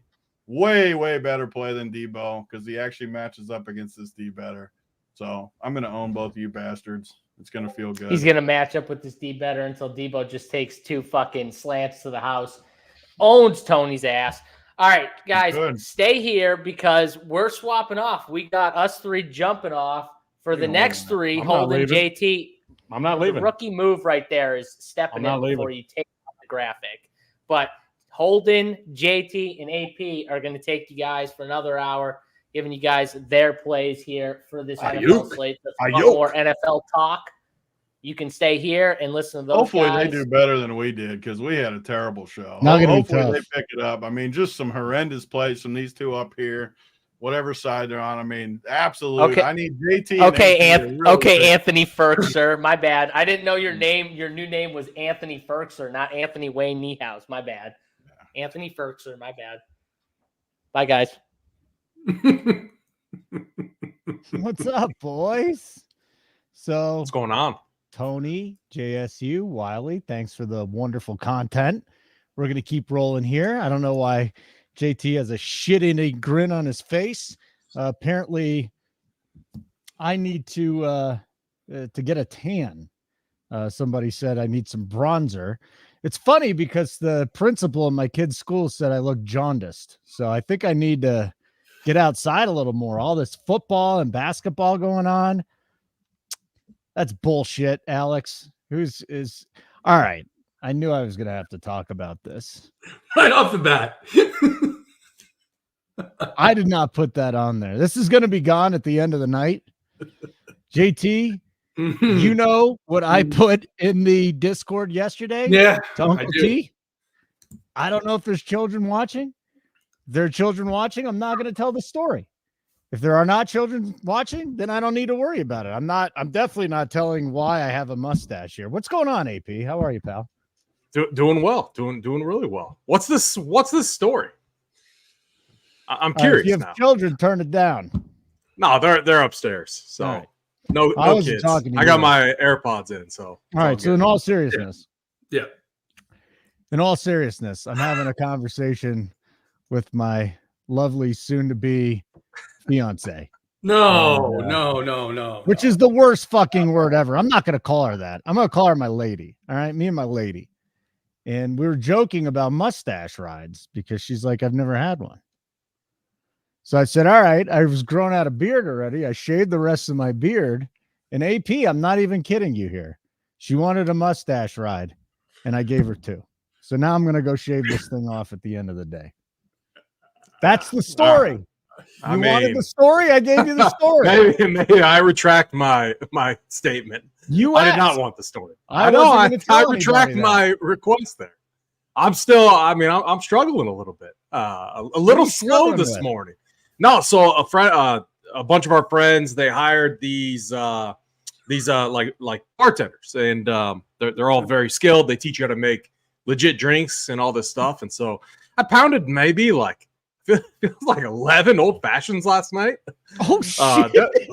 Definitely got after it. Maybe not 11. Maybe it feels like 11. But then my son had a swim meet this morning, and so I was up I had to take him to the school at like 7. So I'm feeling good though. I'm feeling good. You had to celebrate though because it was a nice day. You have to tell the people what happened yesterday, AP. Oh yeah, no. I mean, congratulations! I forgot to say it. Yeah, it was a nice. For you. I've had a lot of little sweats over the last week and a half, so it felt good to take that down. It was obviously you got to be right at your. I mean, these opportunities don't come around too often where a guy like Embiid, who's ruled in, gets ruled out with 3 minutes to act. I mean, 3 minutes to act. And I believe he was in the flagship. He was still like 33, 34% owned. Yeah. And I had Paul Reed basically locked, swapped that out.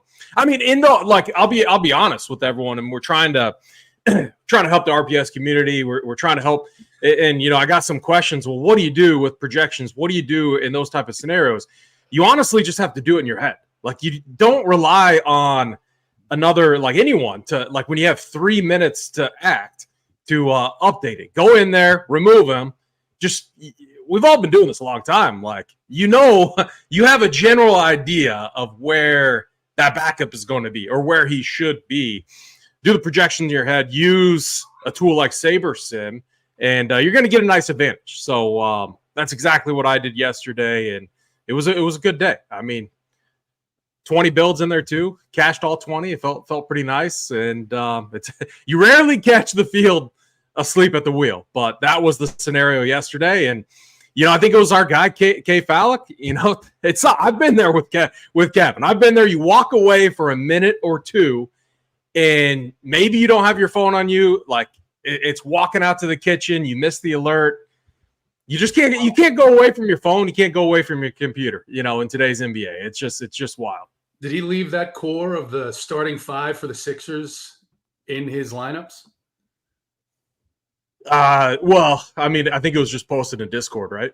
Yeah, he got caught though with Embiid, is what you're saying? I think he did. I just was following Chad. I think because I mean, you had to act really quick, but yep.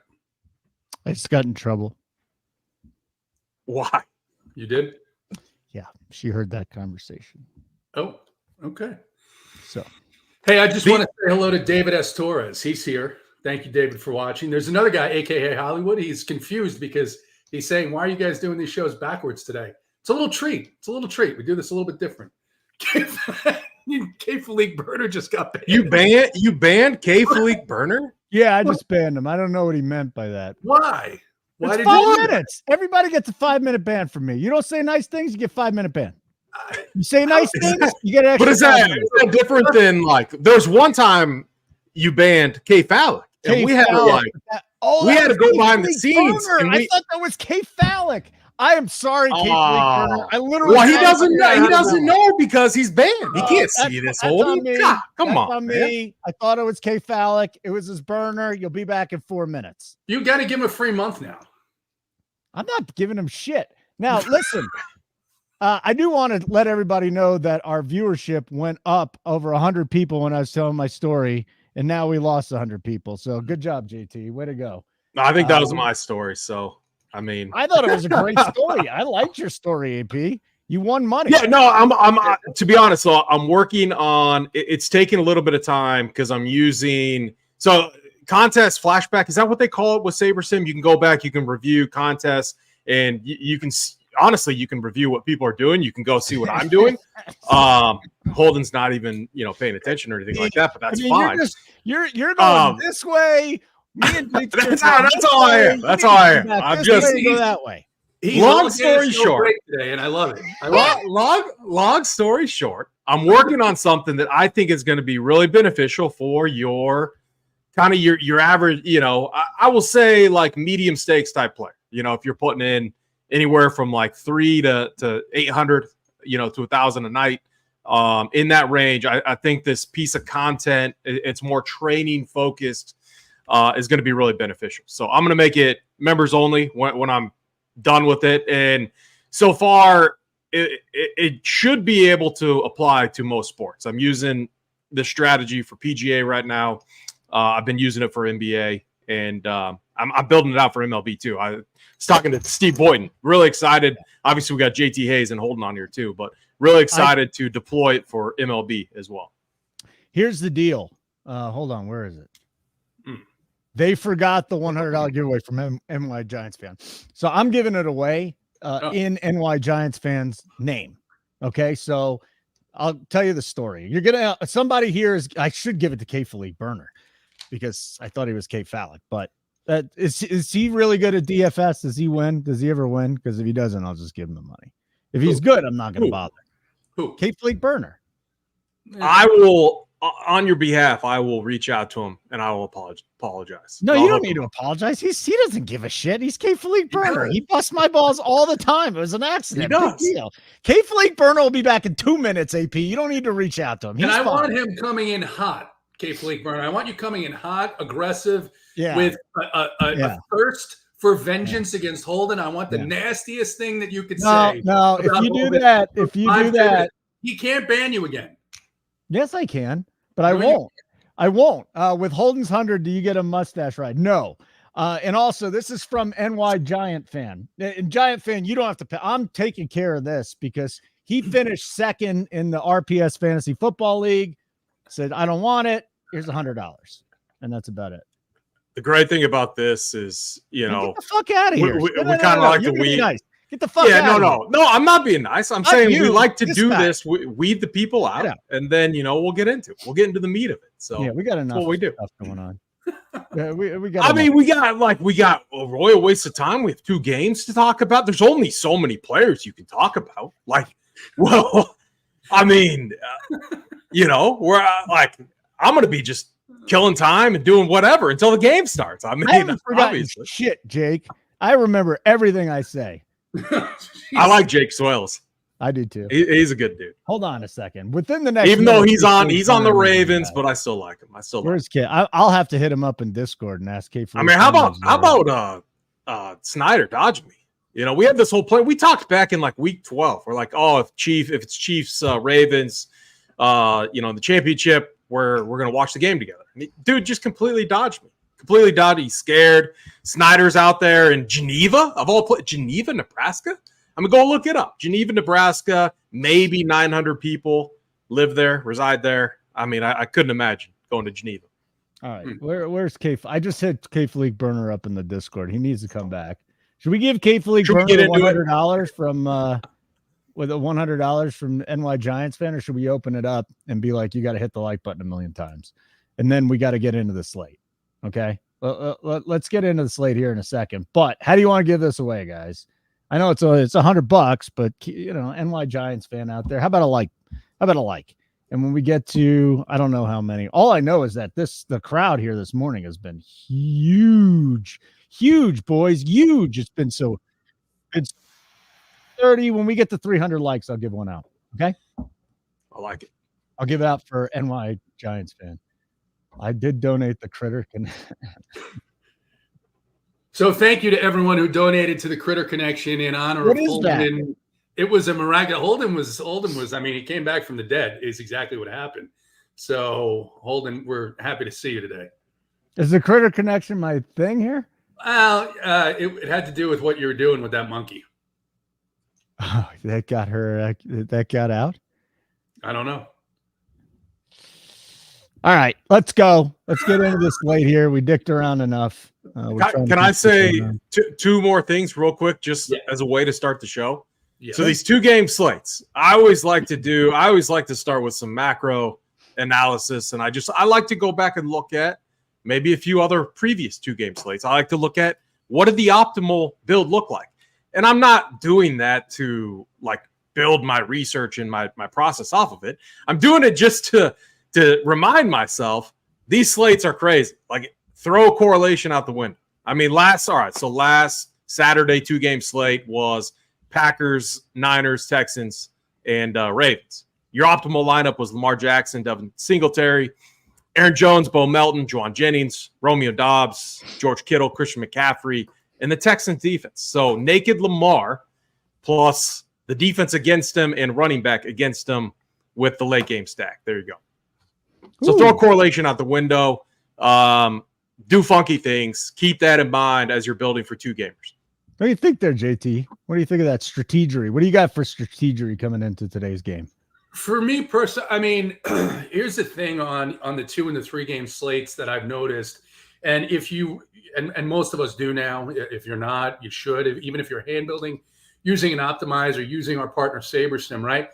You start out, you just say, give me the vanilla lineups, right? Just give me 75 lineups with minimal restrictions, right? And the first thing you notice is it's giving you a lot of Jameson Williams and Josh Reynolds together, right? And you look at it and you say, well, and a lot of Mecole Hardman as well, right? And you look at it, why is that? Well, because it wants to give you the upside players, right? But when you look at the winners of these 2 and 3 game slates, it's not all of the upside guys. It's guys who are going to give you bulk points, but then it's also guys who have a solid floor, but maybe a lower ceiling, right? So it's not, you don't want to play like the first rule I made was max one of Jameson Williams or Josh Reynolds, right? The second thing is we're going to back down the percentage, the exposure to Jameson Williams, because once I did that, then it gives me 65% Jameson Williams. Those aren't generally winning lineups. You're generally not going to get a winning lineup where you're heavily exposed to a guy that gets 2 targets a game against, a top defense for long passes. So I think there's a lot of merit to what AP says, but when you look back at these winners and you look at your first couple of runs of the optimizer, they are completely different because you're getting more guys who have a solid floor and maybe 1 or 2 guys that have that explosive ceiling and not 3 or 4 of those guys. All right. So for those of you that don't use optimizers and you hand build, do you have anything for them? Do you have any advice for people that are just hand building today, a few lineups or even one lineup? Yeah, I'll the first thing I'll say is I think when you hand build, at least, especially when you first started playing DFS, right? Your hand builders today are going to be like, I want McCaffrey. I want Amon-Ra St. Brown. I want Purdy or Lamar Jackson, right? And then you look and you say, what does that do to me as I build out the rest of my lineup? It's going to leave you very thin. So what I would say is you got to take a stand and you're going to have to go without one of those names that you would want in your lineup, right? And then the second thing is look at some of these guys whose prices have come down that have underperformed, but not like a Mecole Hardman, but like a guy who is the focus of the offense. The guys on the last show were talking a lot about Mark Andrews. There's some speculation that maybe he'll be limited in snaps. I don't know because this has been the number one guy on this team outside of Lamar Jackson. Even if he's limited to 50% snaps, he could have 10, 12 targets. And if you're going to pass on a guy at his price with 10, 12 targets on a 2-game slate, it's probably not a smart move. AP, you want to throw anything? Do you even hand build AP or are you always an optimizer guy? I mean, I come from the hand building world, yes. But no, I view the optimizer as, a couple things. I make a lot of adjustments to project, mainly for NBA. I make a lot of adjustments to projections, adding my own flair or bias to it, sort by highest projected. And what I view that as is hand building, but way quicker, and optimizing my lineups way quicker. I review them, look at them, and submit. NFL, I lean more on the contest sims, and I do the same process with golf as well. But NFL, a little bit more variance in my opinion. I do lean more on contest sims, but I like that control with NBA, especially when I'm late swapping. So, no, to answer your question in a long-winded format, I don't hand build. It's been a lot. So I'll say this one more time, and then we're getting into this thing. No Zach Ertz. Don't play Zach Ertz, or he's not playing. He is not. He was not activated. He tried hard to get activated. I'm answering the question for the people holding our audience, the ones that you are abusing by kicking them. I have not abused. It was only an accident on K Fleek's burner. Don't believe it. Is he back? Who? No, I talked with him in the chat. He said he's coming back, but he hasn't been back yet. No, he's having a good time. No, he's mad. He's mad. He left. You may have caused us. Shut up. He's our buddy. Get out of here. Don't worry, AP. AP's got enough shit to worry about than having to go to a subscriber that's upset, and he's not even upset. Anyways, NY Giant fan is giving away a $100 entry today. So here's what's going to happen. I'm going to take care of it for him. You got to be a member, 300 likes, and I'm going to give away $100. So I'll just Venmo you $100. Actually, you can do whatever you want to do with it. So that's fine too. You want to buy a gerbil? You can buy a gerbil. You want to grow a mustache? Grow a mustache. It's going to be terrific. Let's get into this. I think you're absolutely nuts. If you were playing one lineup, that's just how I'm going to ask this. If you were playing one lineup, who's your quarterback today, AP? If I'm playing one lineup, who's my quarterback? It's Brock Purdy. Okay. How about you, JT Hayes? I'm torn here because of number one, how awesome Lamar Jackson has been playing. The fact that even in a win last week, the Chiefs gave up 30 points to a rushing quarterback in Josh Allen, 30 fantasy points, right? Now, the problem with Jackson is you could fit a little bit more with Purdy. You could get maybe one more of those higher upside guys. But on the overall, I have to agree with AP that if I'm the Lions, my biggest weakness is the defensive secondary. Nothing you can do to fix that at this time of the season. So I think what the Lions are going to do is load up on the box to limit McCaffrey and Debo as much as possible. And I think they're going to say, look, Brock Purdy, we're gonna have to deal with that. We're going to have to chase. We're going to have to score points. And I think that means that Purdy and Ayuk, who the guys, at least Big T was on last show, I think Ayuk's one of the best plays of the slate. He's a guy that I want to be way over the field on. So Purdy, but I'm very interested in Lamar, and I have a little bit of interest in Patrick Mahomes as well. I don't know. Can I add one thing to the? So again, I was listening. My daughter had a dance competition in Denver.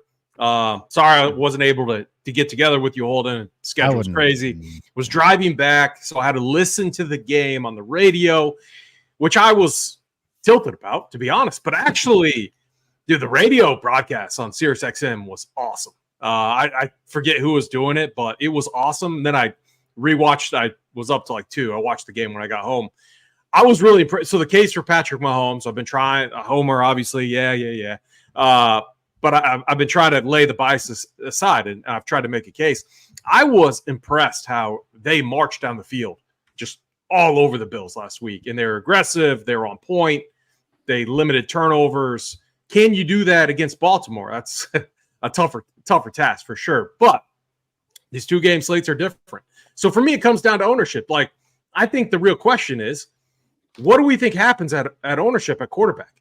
I mean, a lot of people want to get exposure to all the quarterbacks. They want to play everyone, And so will ownership I almost think it's important to understand the ownership on quarterbacks and each position for these type of slates more so than the actual projection.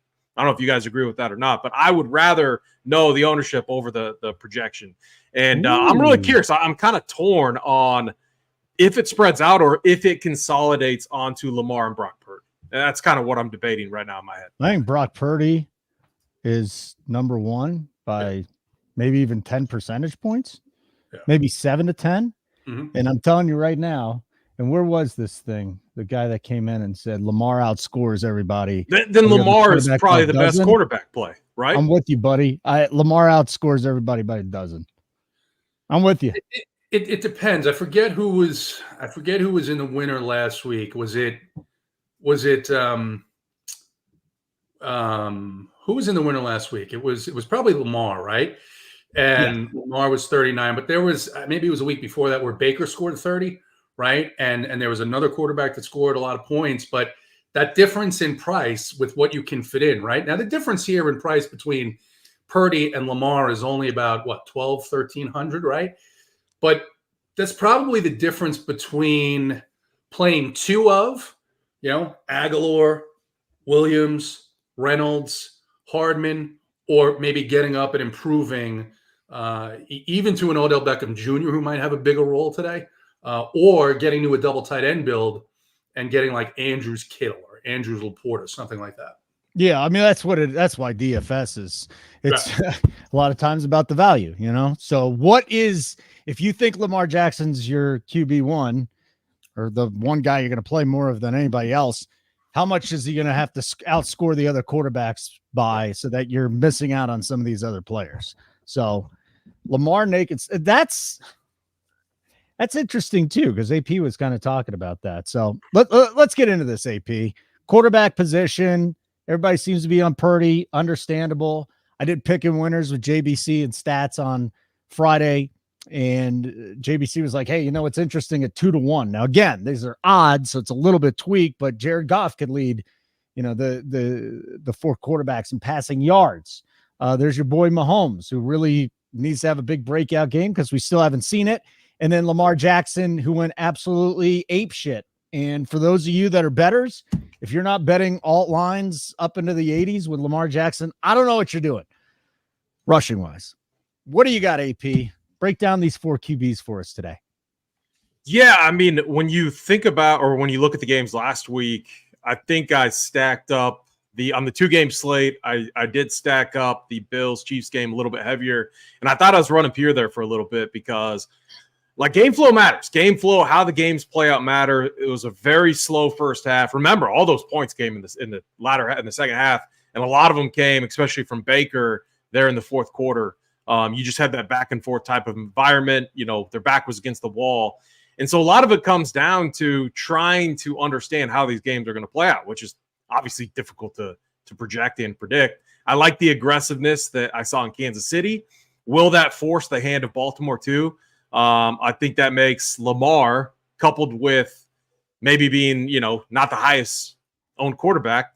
I might be switching my take. If I had to play one, it would be Lamar Jackson, just with the rushing upside that he gives you. But when you look at Kansas City in the second half against Josh Allen, they did a good job. They put the spy on him. They did a good job of limiting his production. It's just with these quarterbacks like Lamar, like Josh Allen, I would even throw Patrick Mahomes in there too. When they're forced to use their legs in big games like this, it really elevates their floor. So maybe, just maybe, the better plays are Lamar and Pat Mahomes over like a Brock Purdy and Jared Goff. Because when you look at ownership projections, everyone's playing CMC.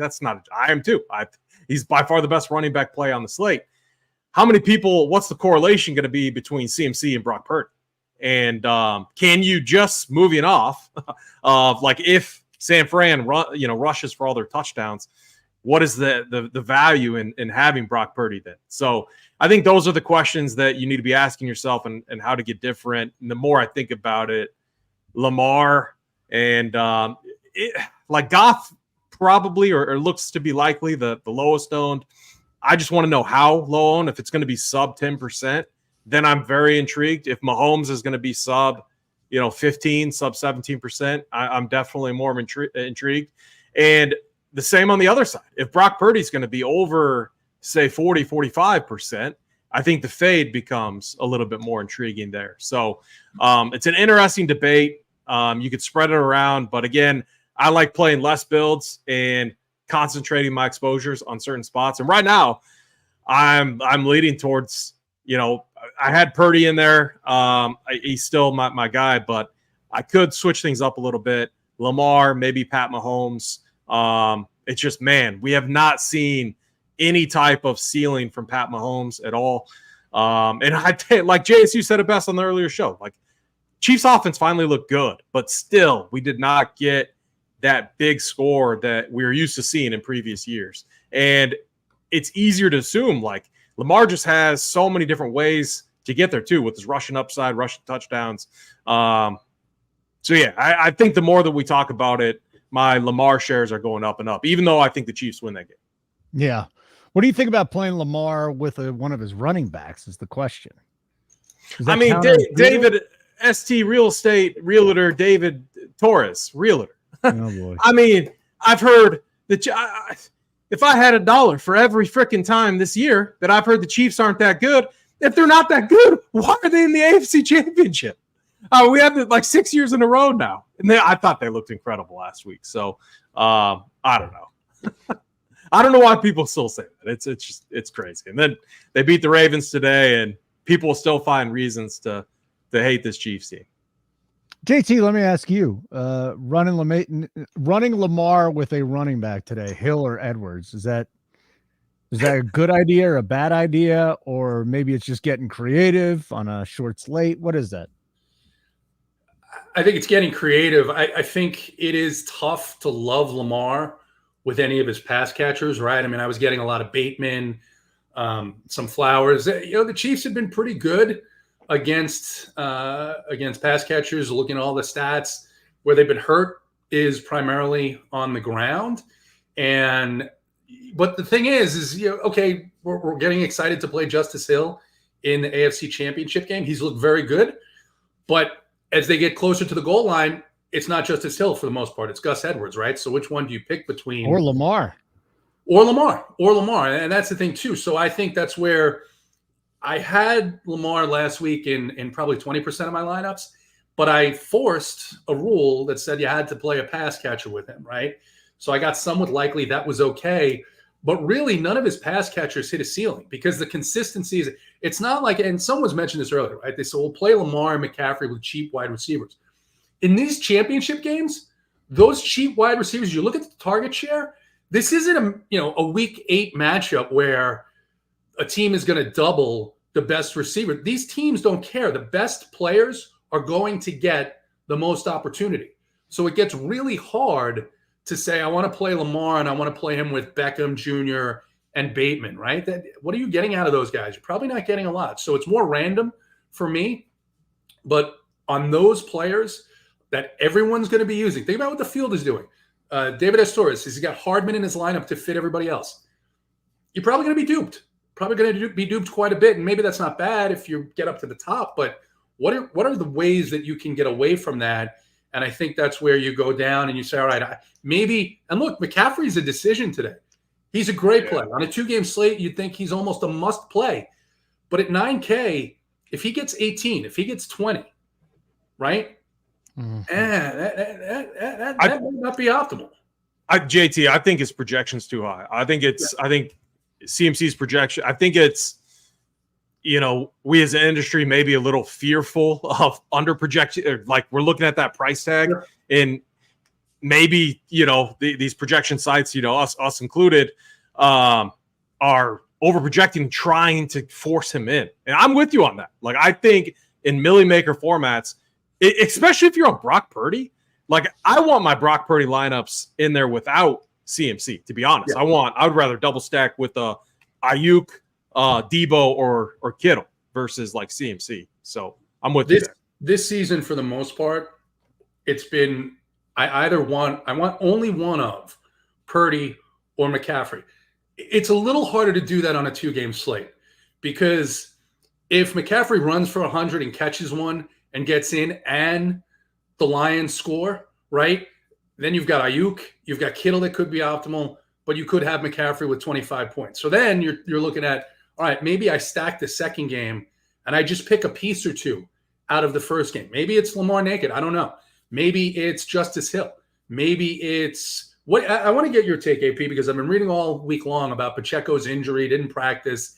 It seems to me like a typical playoff type thing. Where what's wrong, Holden? What's wrong? The guy was playing with like a busted hand and something else last year, and he was just he's gonna be fine. Pacheco's he's fine. I'm not. I guess maybe like those last 2 runs that he had weren't like indicative of what we're gonna see today. Then I'm not buying any of the injury stuff. I mean, so that's what I wanted. That's what I wanted. Your opinion. Okay, perfect.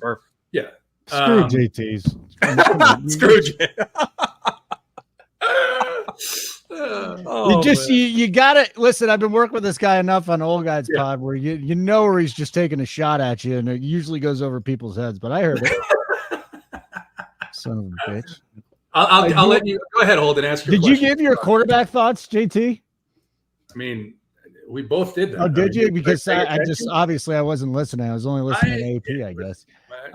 Like button to be wonderful. The Giants fan, he's giving away a $100 single entry ticket today. So get to 300. I'll give that out. Remember, hit me up in the Discord and we're going to take care. Is David S. Torres Realtor a member? I mean, I don't know. Are you a member, David S. Torres? That's my Mangone's bit was so good. Mangone, yeah, he did it because of him. So, by the way, I just took my like away because Holden's hosting. So there you go. Screw you. Hey, I don't like you. Actually, I do like you. It's always fun doing stuff with you. You're kind of a dick. So let's go to running back now, and we can talk about FanDuel too if you'd like to. I only play DraftKings, but other people play FanDuel. So, how much McCaffrey AP? How much Pacheco? For me, I think Gibbs, if they're down big, he's getting used big time in the passing game, and I'm going to be a little heavier on Gibbs, even though the snap rate hasn't been there. There's Montgomery, there's Edwards, there's Hill. There is if you think Pacheco is going down today, then Clyde Edwards-Helaire is in there. Use check. I mean, there's a whole just down the list. Everybody seems to be in play a little bit. AP. What's the pool today? Yeah, running back on that. I mean, the biggest discussion point, obviously, CMC. I think if you're playing cash or cash games, you just lock them in and you move on. If you're looking for paths to fade them, I do think it's important to understand, like, can the other running backs on the slate exceed like a CMC floor? Because on a 2-game slate with limited options, especially if you're like considering a 3 running back build, it may not make sense to fade someone like CMC, despite the big price tag. So it really, really depends on what the other running backs do. And the other thing too is, like, if a lot of people are playing Lamar, what are you doing with Justice Hill? What are you doing with Gus Edwards? I mean, we've seen Gus the Bus Edwards. Mm-hmm. I mean, he's had multiple 2-touchdown games. Like, that's not out of the realm of, like, Kansas City gives up numbers to true running backs. Why is everyone on Hill over Gus today? Is it price or what? I played Justice Hill last week, actually. I liked Hill for some reason. Texas front, pretty good against your traditional running backs. I actually like Gus Edwards today, so I'm kind of flip-flop versus the field and where everyone's at. I think it's looking for that salary relief, though, as well. And then for me, it comes down to I love Pacheco, and then it comes down to Jahmyr. But outside of CMC, it comes down to David Montgomery and Jahmyr Gibbs. Jahmyr Gibbs is just – the kid is talented. He's fast. They're going to need that speed against the 49ers. That's why I have Gibbs obviously ahead of Montgomery, and I think the projected game script. Well, I don't have the snap counts in front of me, but maybe you guys can. As I was listening to the game, it seemed like in the fourth quarter, Dave Montgomery was an afterthought. It was the Jahmyr Gibbs show, right? Is that correct, or am I wrong? Jahmyr Gibbs show? Was he the primary guy in the? Or no, they were. No, was it third quarter? Here's what happened. Montgomery got more work, and it's obvious that the coaching staff trusts Montgomery more right now. Gibbs, I think if they fall down, he's going to be heavily used in the passing game. This guy has 40 yards as his floor so far in the playoffs, and I'm waiting for the really big breakout, which is completely possible. But and Craig Reynolds came in and it was on an accident. He scored a touchdown. It was supposed to be Montgomery. That backfield really. You got to think, if you think Detroit keeps it close, I just don't know what the Montgomery ceiling is right now. Did you say that was an accident? Yeah. No, he literally wasn't supposed to be in the game. Oh. Okay. Like, it's like, hey, go on in. Montgomery's supposed to go in. He didn't. Boom, touchdown. The other thing, too, is, I mean, we're all, I think we all agree that San Fran should, I love the Lions story. I posted that little hype video on Twitter. Great for their coach and everything. Absolutely great. But it just seems like such a smash spot for the 49ers. You're going to see a completely different script. They were trailing. Like, the Packers gave that game away. They were full control. You're going to potentially see a completely different script. In a script where San Fran is comfortably ahead, we shouldn't at least see 12 targets. We probably won't even see double-digit targets. I don't know. What are your guys' thoughts on that? JT? On McCaffrey? Yeah, he had 12 targets last week, and I think so much of that just had to do with obviously Debo going out and just leaning on CMC. Yeah, what the flip side of that is, why can't the Lions do what the Packers did? Right? I mean, literally, why can't the Lions go in there and give the 49ers a game? It's going to be 75 degrees in Santa Clara today. It's going to be perfect weather. Why can't the Lions go out there and score against this defense the way that the Packers did? Why can't they get a big play off of Brock Purdy like the Packers did, right?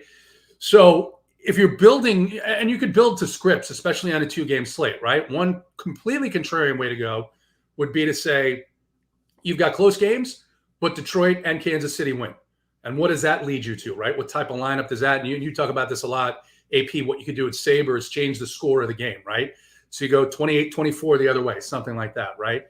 But I do think that the way that this Lions and 49ers game sets up is you're looking at least for me, I want to focus on the passing game for San Francisco.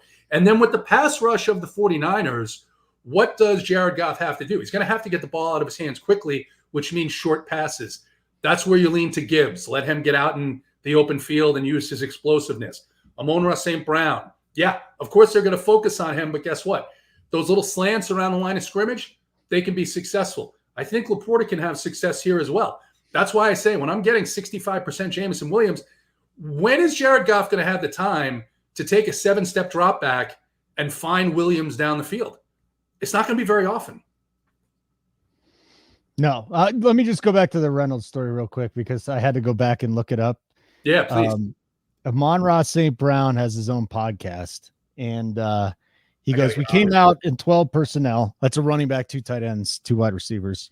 And he goes, I'm in motion. And all of a sudden I look back and there's a dude in white cleats. And he's like, Gibbs doesn't wear white cleats. Montgomery doesn't wear white cleats. And all of a sudden I see this little bitch get the ball and run into the end zone. He's like, the dude wasn't supposed to be out there. Now, I don't know why he wasn't supposed to be out there, but he wasn't supposed to be out there. So for those of you banking on a Craig Reynolds touchdown today, just know it was completely by accident last week. He completely should be in 0% of lineups.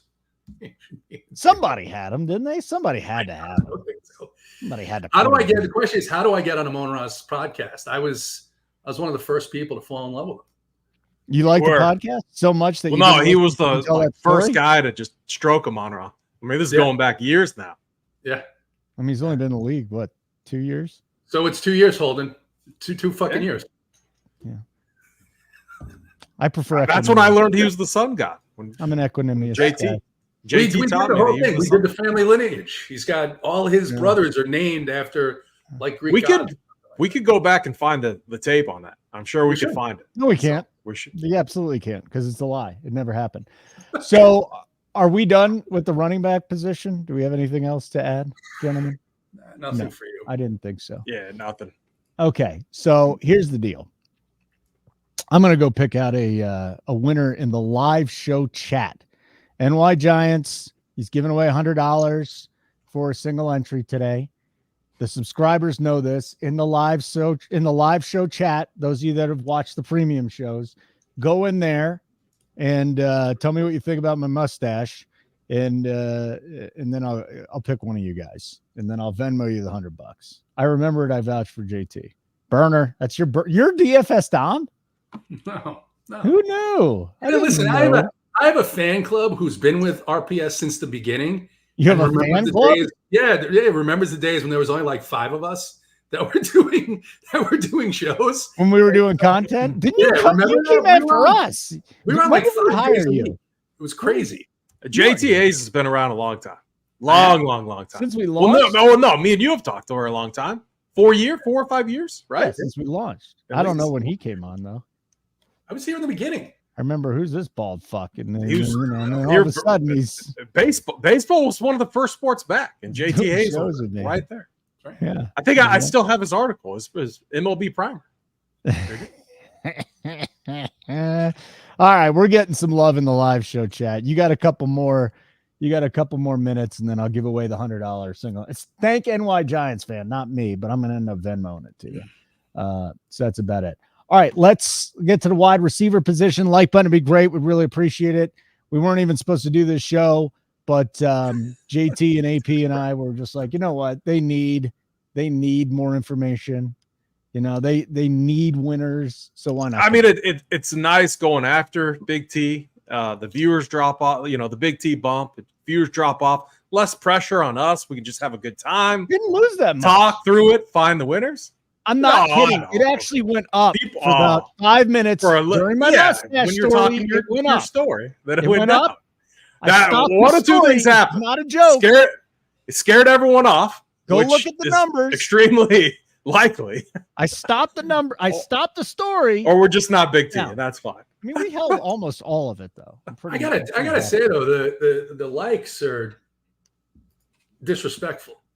Yeah, or just downright disrespectful. From almost 1,000 watching, we've had 1,200 watching, under 300. Big T, the story definitely scared people up. I'm not kidding, Tony. It was up. It went up. And then it went down when it was done.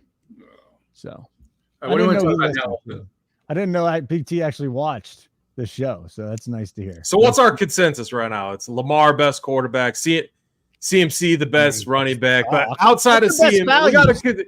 Yeah, well, what's out? Not including CMC. What's our consensus best running back? I like Gus Hill. Gus Edwards. Gus Hill. I'm gonna go Jahmyr Gibbs. Yeah, I like Gibbs too. Yeah, let's go with Gibbs because I'm on him too. So Lamar and Gibbs. There you go. Yeah. Now we need a wide receiver. Bullshit. You got to start with JT Hayes though at first for receivers. We're starting with him at wide receiver. Yeah. Okay. Very good. No, Chris. No. 100%. So let's do wide receiver, JT. Again, there's so many different tiers.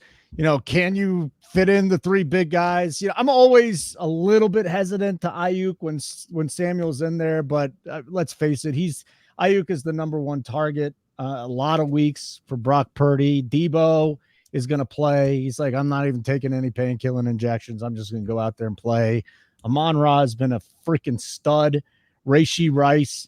Interesting, though. A couple of Chiefs receiving props have dropped by about 2 yards, and I don't know what the reason is. Betting and DFS, different things, but it's interesting because Rice's prop went from like 70.5 to 68.5. Kelsey went down a couple yards too. That's interesting. Zay Flowers hasn't done much. I love Jennings until I knew that Debo was going to end up playing.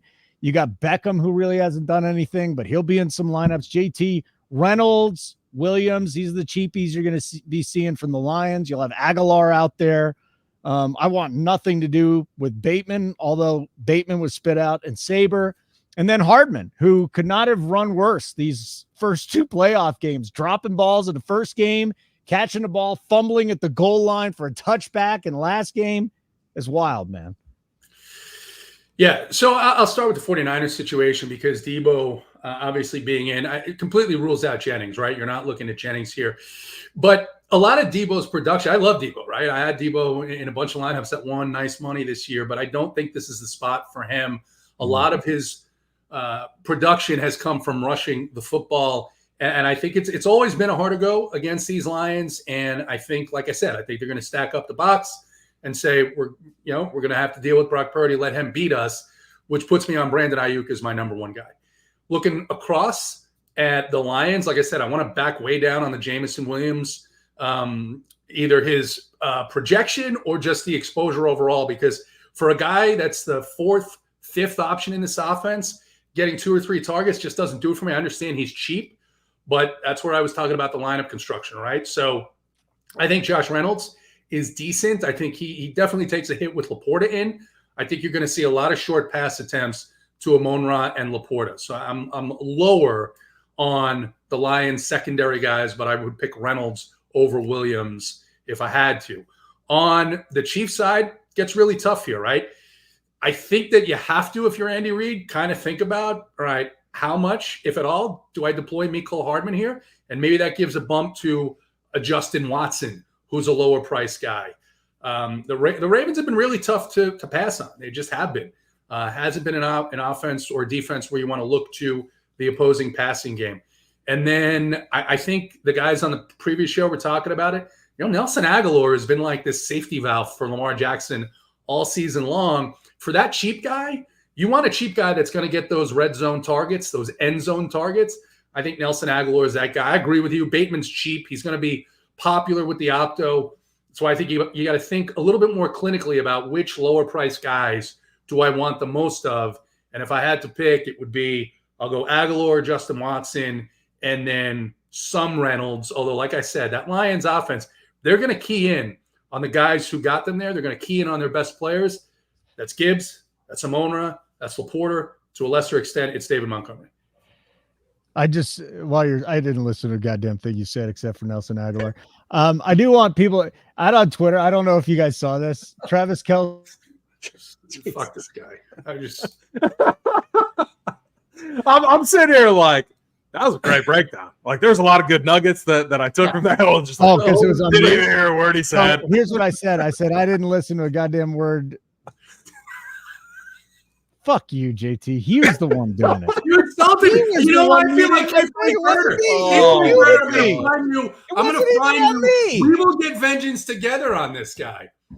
Look at will that. You go to the JT? Seriously, will you go to live show chat in the Discord and pick somebody out for the NY Giants $100 thing? You know what? Yeah, for you holding anything, I'd love to do something that's going to help this show. Let me do that. For the love of God, Kelsey took Justin Tucker's helmet and just chucked it right in front of Tucker because Tucker wanted to warm up. Tucker was laughing, but I think Kelsey was kind of pissed at him. Yeah, JT the GOAT. Get off the drugs. Wide receiver, AP. Favorite top guy, middle guy, low guy, and then give us a nice little breakdown, huh? It is crazy because Kansas City just they're so good against opposing wide receivers, and just from a flow chart perspective, I mean, man, this is why I like Brock Purdy so much. Is that Debo, Ayuk grayed out so well against this Lions team, obviously, but 2-game slate, things just typically pan out differently than we all think. Man, it's so I'm with JTAs on Brandon Ayuk. I think Brandon Ayuk definitely one of the top plays. I still think Debo, man, it's just such a bounce back spot. He's priced up higher than Ayuk. I feel like he's the guy that you want for leverage in what is a textbook like flow chart, like the good spot to obviously attack. Then what do we do with the Ravens? So like the one thing about Kansas City, they kind of take a page out of Belichick, take away the wide receiver one. We've seen that week in, week out. They've been incredibly good against that. I mean, look at like Tyreek Hill. They limited him. They've Stephon Diggs, even though Diggs has really struggled. And obviously there's multiple games where Diggs could have had a monster number against teams. He just drops catches. I'm kidding, like Bateman and OBJ. These are guys that I have in my pool. OBJ, extremely dusty. You're probably relying on a touchdown. And he can do it though. And so I'm not like heavy on him. I think JTA's nailed it with Nelson Aguilar, just talking with Snyder, on his knees, peeling to the Ravens, every single week, all season long. And he loves Nelson Aguilar. He's been talking about it forever. You really think the Chiefs are going to win today, don't you? Yeah, I do. Why would you expect any other thing? Why? I've said it for the highest, the most bet is the Chiefs money line. I haven't. Wait, that's kind of scares me. Is the Chiefs money line or the Ravens money line? Oh yeah, that's the problem. And Snyder's DMing me, and he's like, "Oh, the line moved to 4.5 now. Sharp money's coming in." Well, guess what though? The books need the Chiefs. The sharp money's coming in. The line is moving. Yeah, but everyone's betting the Chiefs money line, but the line's moving against them. So maybe I'm on the square side this week. Who knows? But it comes down to, I mean, we all think like this could be a game to where it's like who has the ball left too. Like I really feel like that's how the Bills game was last week. The game slowed down in the second half. A lot of that had to do with that last drive that Josh Allen had. That was an 8-9 minute drive. I mean, maybe hindsight, maybe they should have just, instead, like the one team that's been able to do that against Kansas City is Joe Burrow and the Bengals. And they were like the Bills were trying to do that last week. It bit them, obviously bit them in the ass. But that is, you keep Mahomes on the sideline and you win the game with time expiring. I don't see the Ravens being like that, though. So, I mean, we could get like a back and forth type of game here. I mean, who knows? I do see it being more of a defensive battle, but I am unsure on what to do with the receivers. I think Rashee Rice, very, very much in play. I've been talking about it for a while with Kansas City. And last year, or go back to last year, what was the problem with Kansas City? We had no idea what the target tree was outside of Kelsey. We had no idea. Now their target tree has never been more defined. It is Rashee Rice, Travis Kelce. That is all. I actually think Noah Gray is a better play and potentially gets more work than even like a Justin Watson, MVS coming off a career day for him. No, thank you. And even McCole Hardman after that. Obviously, that rule is just terrible. But I think Noah Gray, really sneaky. I know they were talking about Ferkshire in the earlier show, but I love Noah Gray, 2,500 as a millie punt, true millie punt if you're trying to get some studs in there. But for me, on the Kansas City side, it's really easy. It's Pacheco, Rashee Rice, Travis Kelce. Target tree, very defined. The receivers are tough. And honestly, that's where I don't mind playing Lamar naked. And if I'm not playing Lamar, I want to make sure like Gus Edwards is in my lineup. So those are a few rules that I'm building out. And but receiver-wise for the Ravens, Bateman maybe as a value, maybe a little bit of Flowers, but I don't love it. Joe Ball. Yeah, put it up there. I guess the question is from a roster construction standpoint, what are you guys doing? 4 wide receivers, 2 tight ends, 3 running backs. I like 2 tight ends or even 3 running backs. A lot of people like 2 tight ends. I think I'm close to Xing out the 4 wide receiver builds for this week. So I think JT, you got a little 4 wide receiver, 3 running back, huh? Well, I think the 3 running back build is more volatile, right? Because you're not sure outside of McCaffrey, you've got and Pacheco, I should say. Outside of McCaffrey and Pacheco, the others are splits. I tend to prefer Gibbs. I even like Gibbs a little bit, maybe over Pacheco here, but I think Pacheco is going to end up in a lot of my lineups as well. It's just tougher when you've got really, really good tight ends to choose from because of the volume, right? You think of the tight ends for really all 4 of these teams are I don't even know what that means. What are you talking about? You don't know what you're talking about? No, whatever that was. But you look at all 4 of these tight ends, and they're not your classic tight ends, right? These are really wide receiver 1s or 2s for their teams. In the case of Andrews, in the case of Laporta, certainly in the case of Travis Kelce. So when you hear, oh, you can't play Sam Laporta because the Niners are great against the tight end. Okay, but what if he gets 13 targets today? Yeah. And then he catches 7 for 55? Well, he's probably such a great point. He's probably going to be close to the optimal. So I'm not going to say, oh, I can't play Sam Laporta because back to my earlier point, short passes, getting the ball out of Jared Goff's hands quickly, and who's he going to go to? It's going to be Amon-Ra. It's going to be Sam Laporta. It's going to be one of the running backs. Okay. AP, let's talk some tight end. How's that sound to you? Yeah, I mean, just echoing what JTA said, it's like look, like Travis Kelce is their wide receiver 1 or 2. Yeah, Rashee Rice looked good. Banged up a little bit, though. I don't think that's going to matter, obviously, but this needs to be a Kelce spot. Sam Laporta has looked incredible. I can't like that injury. I thought was going to really hamper him, and I was wrong. I remember fading him on that first slate, and I was like, couldn't believe that the product. And that's where I'm at with Mark Andrews right now. It's like, am I using the recency kind of bias situation with Sam Laporta? Is it factoring into my decision? Like, if they're activating him and if he's good to go, I usually like to work under the assumption, unless they say he's on a snap count or limited, that he's good to go. And it's the playoffs. I think we have to double down on that. So I don't like, if you guys, maybe you guys could change my take on there, but I have interest in Mark Andrews and Isaiah Likely. Isaiah Likely's been awesome. So I don't think, curious if you guys would play them together. No, I think that's probably a bad move because you need them to outscore Travis Kelce, Laporta, Kittle. Seems like very, very, very, very, very difficult to do. So, can I comment just on the Likely thing?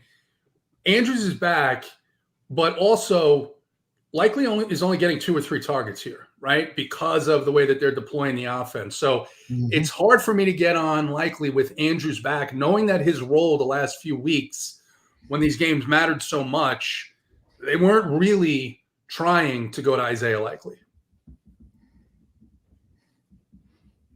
Anybody want to? Okay, good talk. No, Thanks, Thank you for putting an end to the show. This is what he does, though, AP. I was just updating my stuff, and I was looking in Sabre to see how many double tight end builds I'm getting. I'm getting quite a lot, and they look good, and they check a lot of boxes. So, and I'm not Xing out 4 wide receivers. Don't do it, AP. Don't do it. Don't do it if everyone's going to do it. No, But I mean, when you think about it practically and you understand that these are essentially wide receiver number twos, I think it would be a mistake just to blindly, exit out. Did any of you guys catch Taylor Swift's AI stuff on Twitter? No, Holden, we're not perverts. It's not. You should totally look at it, though. I think they erased most of them by now. Two other things. Don't give me the disgusting. I just ran the contest sims and I got like 81% Patrick Mahomes. I'm gonna have to fix that. That was probably what score do you have in there? 52-12, Kansas City. I love Captain, but going back to like his projection 2 or 3 years ago, I swear, talking baseball, no matter what Dodger player it was, they were like projected 3 to 4 points over everything. It was just the Dodger bump that the Captain gave. It got to the point though, and not to take away from the fact that his projections were the best in the industry last year in baseball, in my opinion, but it got to the point that when I saw a Dodgers pitcher with a lower projection, I'd be like, hey, what's going on? What's going on? And so he was, to be fair, he was doing it by the book, but there was maybe a small piece of bias built in for the Dodgers in the projections last year. All right. We got to get going here. Yeah. AP, how much Kadarius Toney? Kadarius Toney has not seen the field and will not see the field. Did you see what he did on Instagram when he learned he was inactive again today? Yeah, Bobby Boom alerts me the same Kansas City related. I get a alert from Bobby Boom. Kermit this, Kermit that. Chiefs in shambles. Kansas City sucks. He calls it the Queefs is what he calls it. What's with that guy? Yeah. No, he's fine. He's fine. He's and part of my sickness is I can get along with it with anyone, and I somehow understand this guy, even though he's like kind of. I envision a person dressed like a gimp, living in a hotel. That's what I think of with him. In all seriousness, Kadarius Toney's not playing. And he's not happy, and he hasn't seen the field because Patrick Mahomes said this guy isn't going on the field again because of the offsides against Buffalo, and they played pretty well without him, haven't they? You don't get along with Mardon Yeezy, AP? No, I definitely do. Really? I believe that like 99.5% of us, like all of us, everyone watching, like all. Get us have a drink, sit down. We'll all get along. We'd all be friends. Totally disagree with the you. 0.5%, maybe Holden, you're in that 0.5%. Totally disagree with you. Met and had a drink with you. 0.5%, nah, screw you guys. Yeah. No, I think by nature most people are horrible. Let's go to tight end. Did you pick a winner yet, JT, for the $100 single entry from? I've got one, and then let's from NY Giants. You know what? He had the best. Man, it's tough to choose from because I had so many friends in here. But he did have the best meme of your mustache. It's Gonzo7223. Gonzo7223 is the winner of the $100 ticket. Okay. So Gonzo, hit me up. Send me a DM in the Discord. Yeah. Say that you won. And this is from NY Giants, not me. I'm just sending you money. It's from NY Giants. It's his money. So there you go, pal. Congratulations, Gonzo. Love it. Let me see here. There was something else that was on here that I wanted to talk about. Bill, why is today different than any other day? It's a great point. All right. Holden's not a douchebag. We've met Holden's you got that hard exterior shell. You're softy though. I am a softy. I really am. People are very surprised when they actually meet me. Let's talk tight end, AP, because you want to go double tight end by all means. Noah Gray. We just talked tight end, didn't we? Aren't we on to defense? We didn't do tight end. You talked about. We got to do defense and get out of here because we got to do defense and get out. Did you talk tight end, JT? Yeah, we did. We both broke the whole fucking thing down. I talked about how all these tight ends are wide receiver 1s or 2s. Oh, I asked. I asked to do this show. It's a free show for me, so I can do whatever I want to do. Defense, AP. So defense. I am. It's defense is always the tough thing. And JTA is probably over here laughing. I do find myself getting quite a bit of Lions defense, and I think it makes a lot of sense. Brock Purdy, there was a lot of errant throws last week, and he ran pretty pure, not to get picked off, fumble. So I like the Lions defense. I like obviously Kansas City's defense. I love the idea of playing a defense against your quarterback. So in like a Patrick Mahomes build, for example, I would love the idea of playing the Ravens. In a Lamar Jackson build, I would love the idea of playing Kansas City. So just kind of trying to leverage any ability to get somewhat unique. I mean, we've seen it time and time again. I think honestly it happens more than we really realize. But the optimal lineup in the Saturday only slate, like I mentioned, was Houston Texans defense against Lamar. So Lions, Chiefs, I'm basically punting at defense. I think the obvious option is the 49ers, but I'm going for turnovers, and yeah, that's what I'm doing. Jahmyr Gibbs, 40+ receiving yards. Lamar Jackson, 80+ rushing yards. Yes, JT. Yeah, I agree with AP on this one today. I think it's difficult to predict which defense is going to be the outsized defense. So basically, I'm going to let the opto just put in the defense that fits best with the lineup that I'm playing.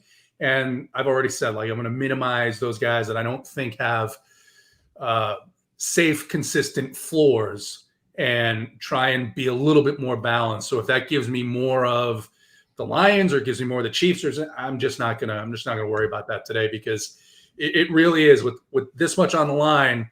And I get the reason why you're getting the Lions, because look, I mean, Purdy, young quarterback, big stakes. They're going to be, like I said, I think they're going to fill the box and they're going to try and force them to make mistakes. And I think that could happen. All right. Play of the day, AP. My play of the day is, you know what? I'm going to double down on my target tree that I've been talking about for a long time. Mm-hmm. I'm just going to give the stack. I'm going to say Patrick Mahomes to Rashee Rice to Travis Kelce. There you go. Mahomes to Rice. That's 3 guys. Yeah, I'm full. If you say a quarterback, I don't know, makes sense to. That's the one. Like, I think it's the most clearly defined target tree on the slate, and no one's going to play Mahomes, or at least it seems like people aren't going to play him. So I'm going to double down. I'm going to be that homer guy, and maybe it wins me $1 million. Who knows? What do you got, JT? Who's your play? Yeah, I'm going to go with the Niners passing game. I'm going to go with Brandon Ayuk as the play of the day, and I'm going to fade McCaffrey in those Ayuk lineups. I'm going to take a guy that I don't think a lot of people are expecting. I'm going to go with Jahmyr Gibbs. I think he has a big day in the passing game, and I think he gets in the box. And really, when you look at the pricing at running back, it's CMC, and then you got that next tier, and Gibbs is right there in the next tier. And I think everyone's going to go to Pacheco, and for $100 less, I'm going to go to our guy Jahmyr Gibbs. So that's it. Hey, thanks everybody for watching both shows. Really appreciate it. Great work on the early show. Great work here by everybody but myself. I thought I could just show up with a mustache and automatically it'd be great. But sometimes it doesn't work out the way you want it to work out. We'll be back with a Super Bowl show for the Old Guys Pod, JT. I'm looking forward to that. Super Bowl Sunday, Old Guys Pod, 45 minutes of nothing and 15 minutes of the game, and that'll be great. AP, wonderful to see you, my friend. And really, if the Chiefs do win, I will lose money, but I will also be happy for you, because I mean, you've just put up with so much. Everyone's saying they're done, and that's it. And don't bet them at 4. Don't bet the Ravens at 4.5. They're not. I don't know if they'll cover that, but take care of yourself, buddy. And thanks to everybody for watching. Congrats to Gonzo for winning the ticket from MY Giants. I'm Hold It. Keep running pure.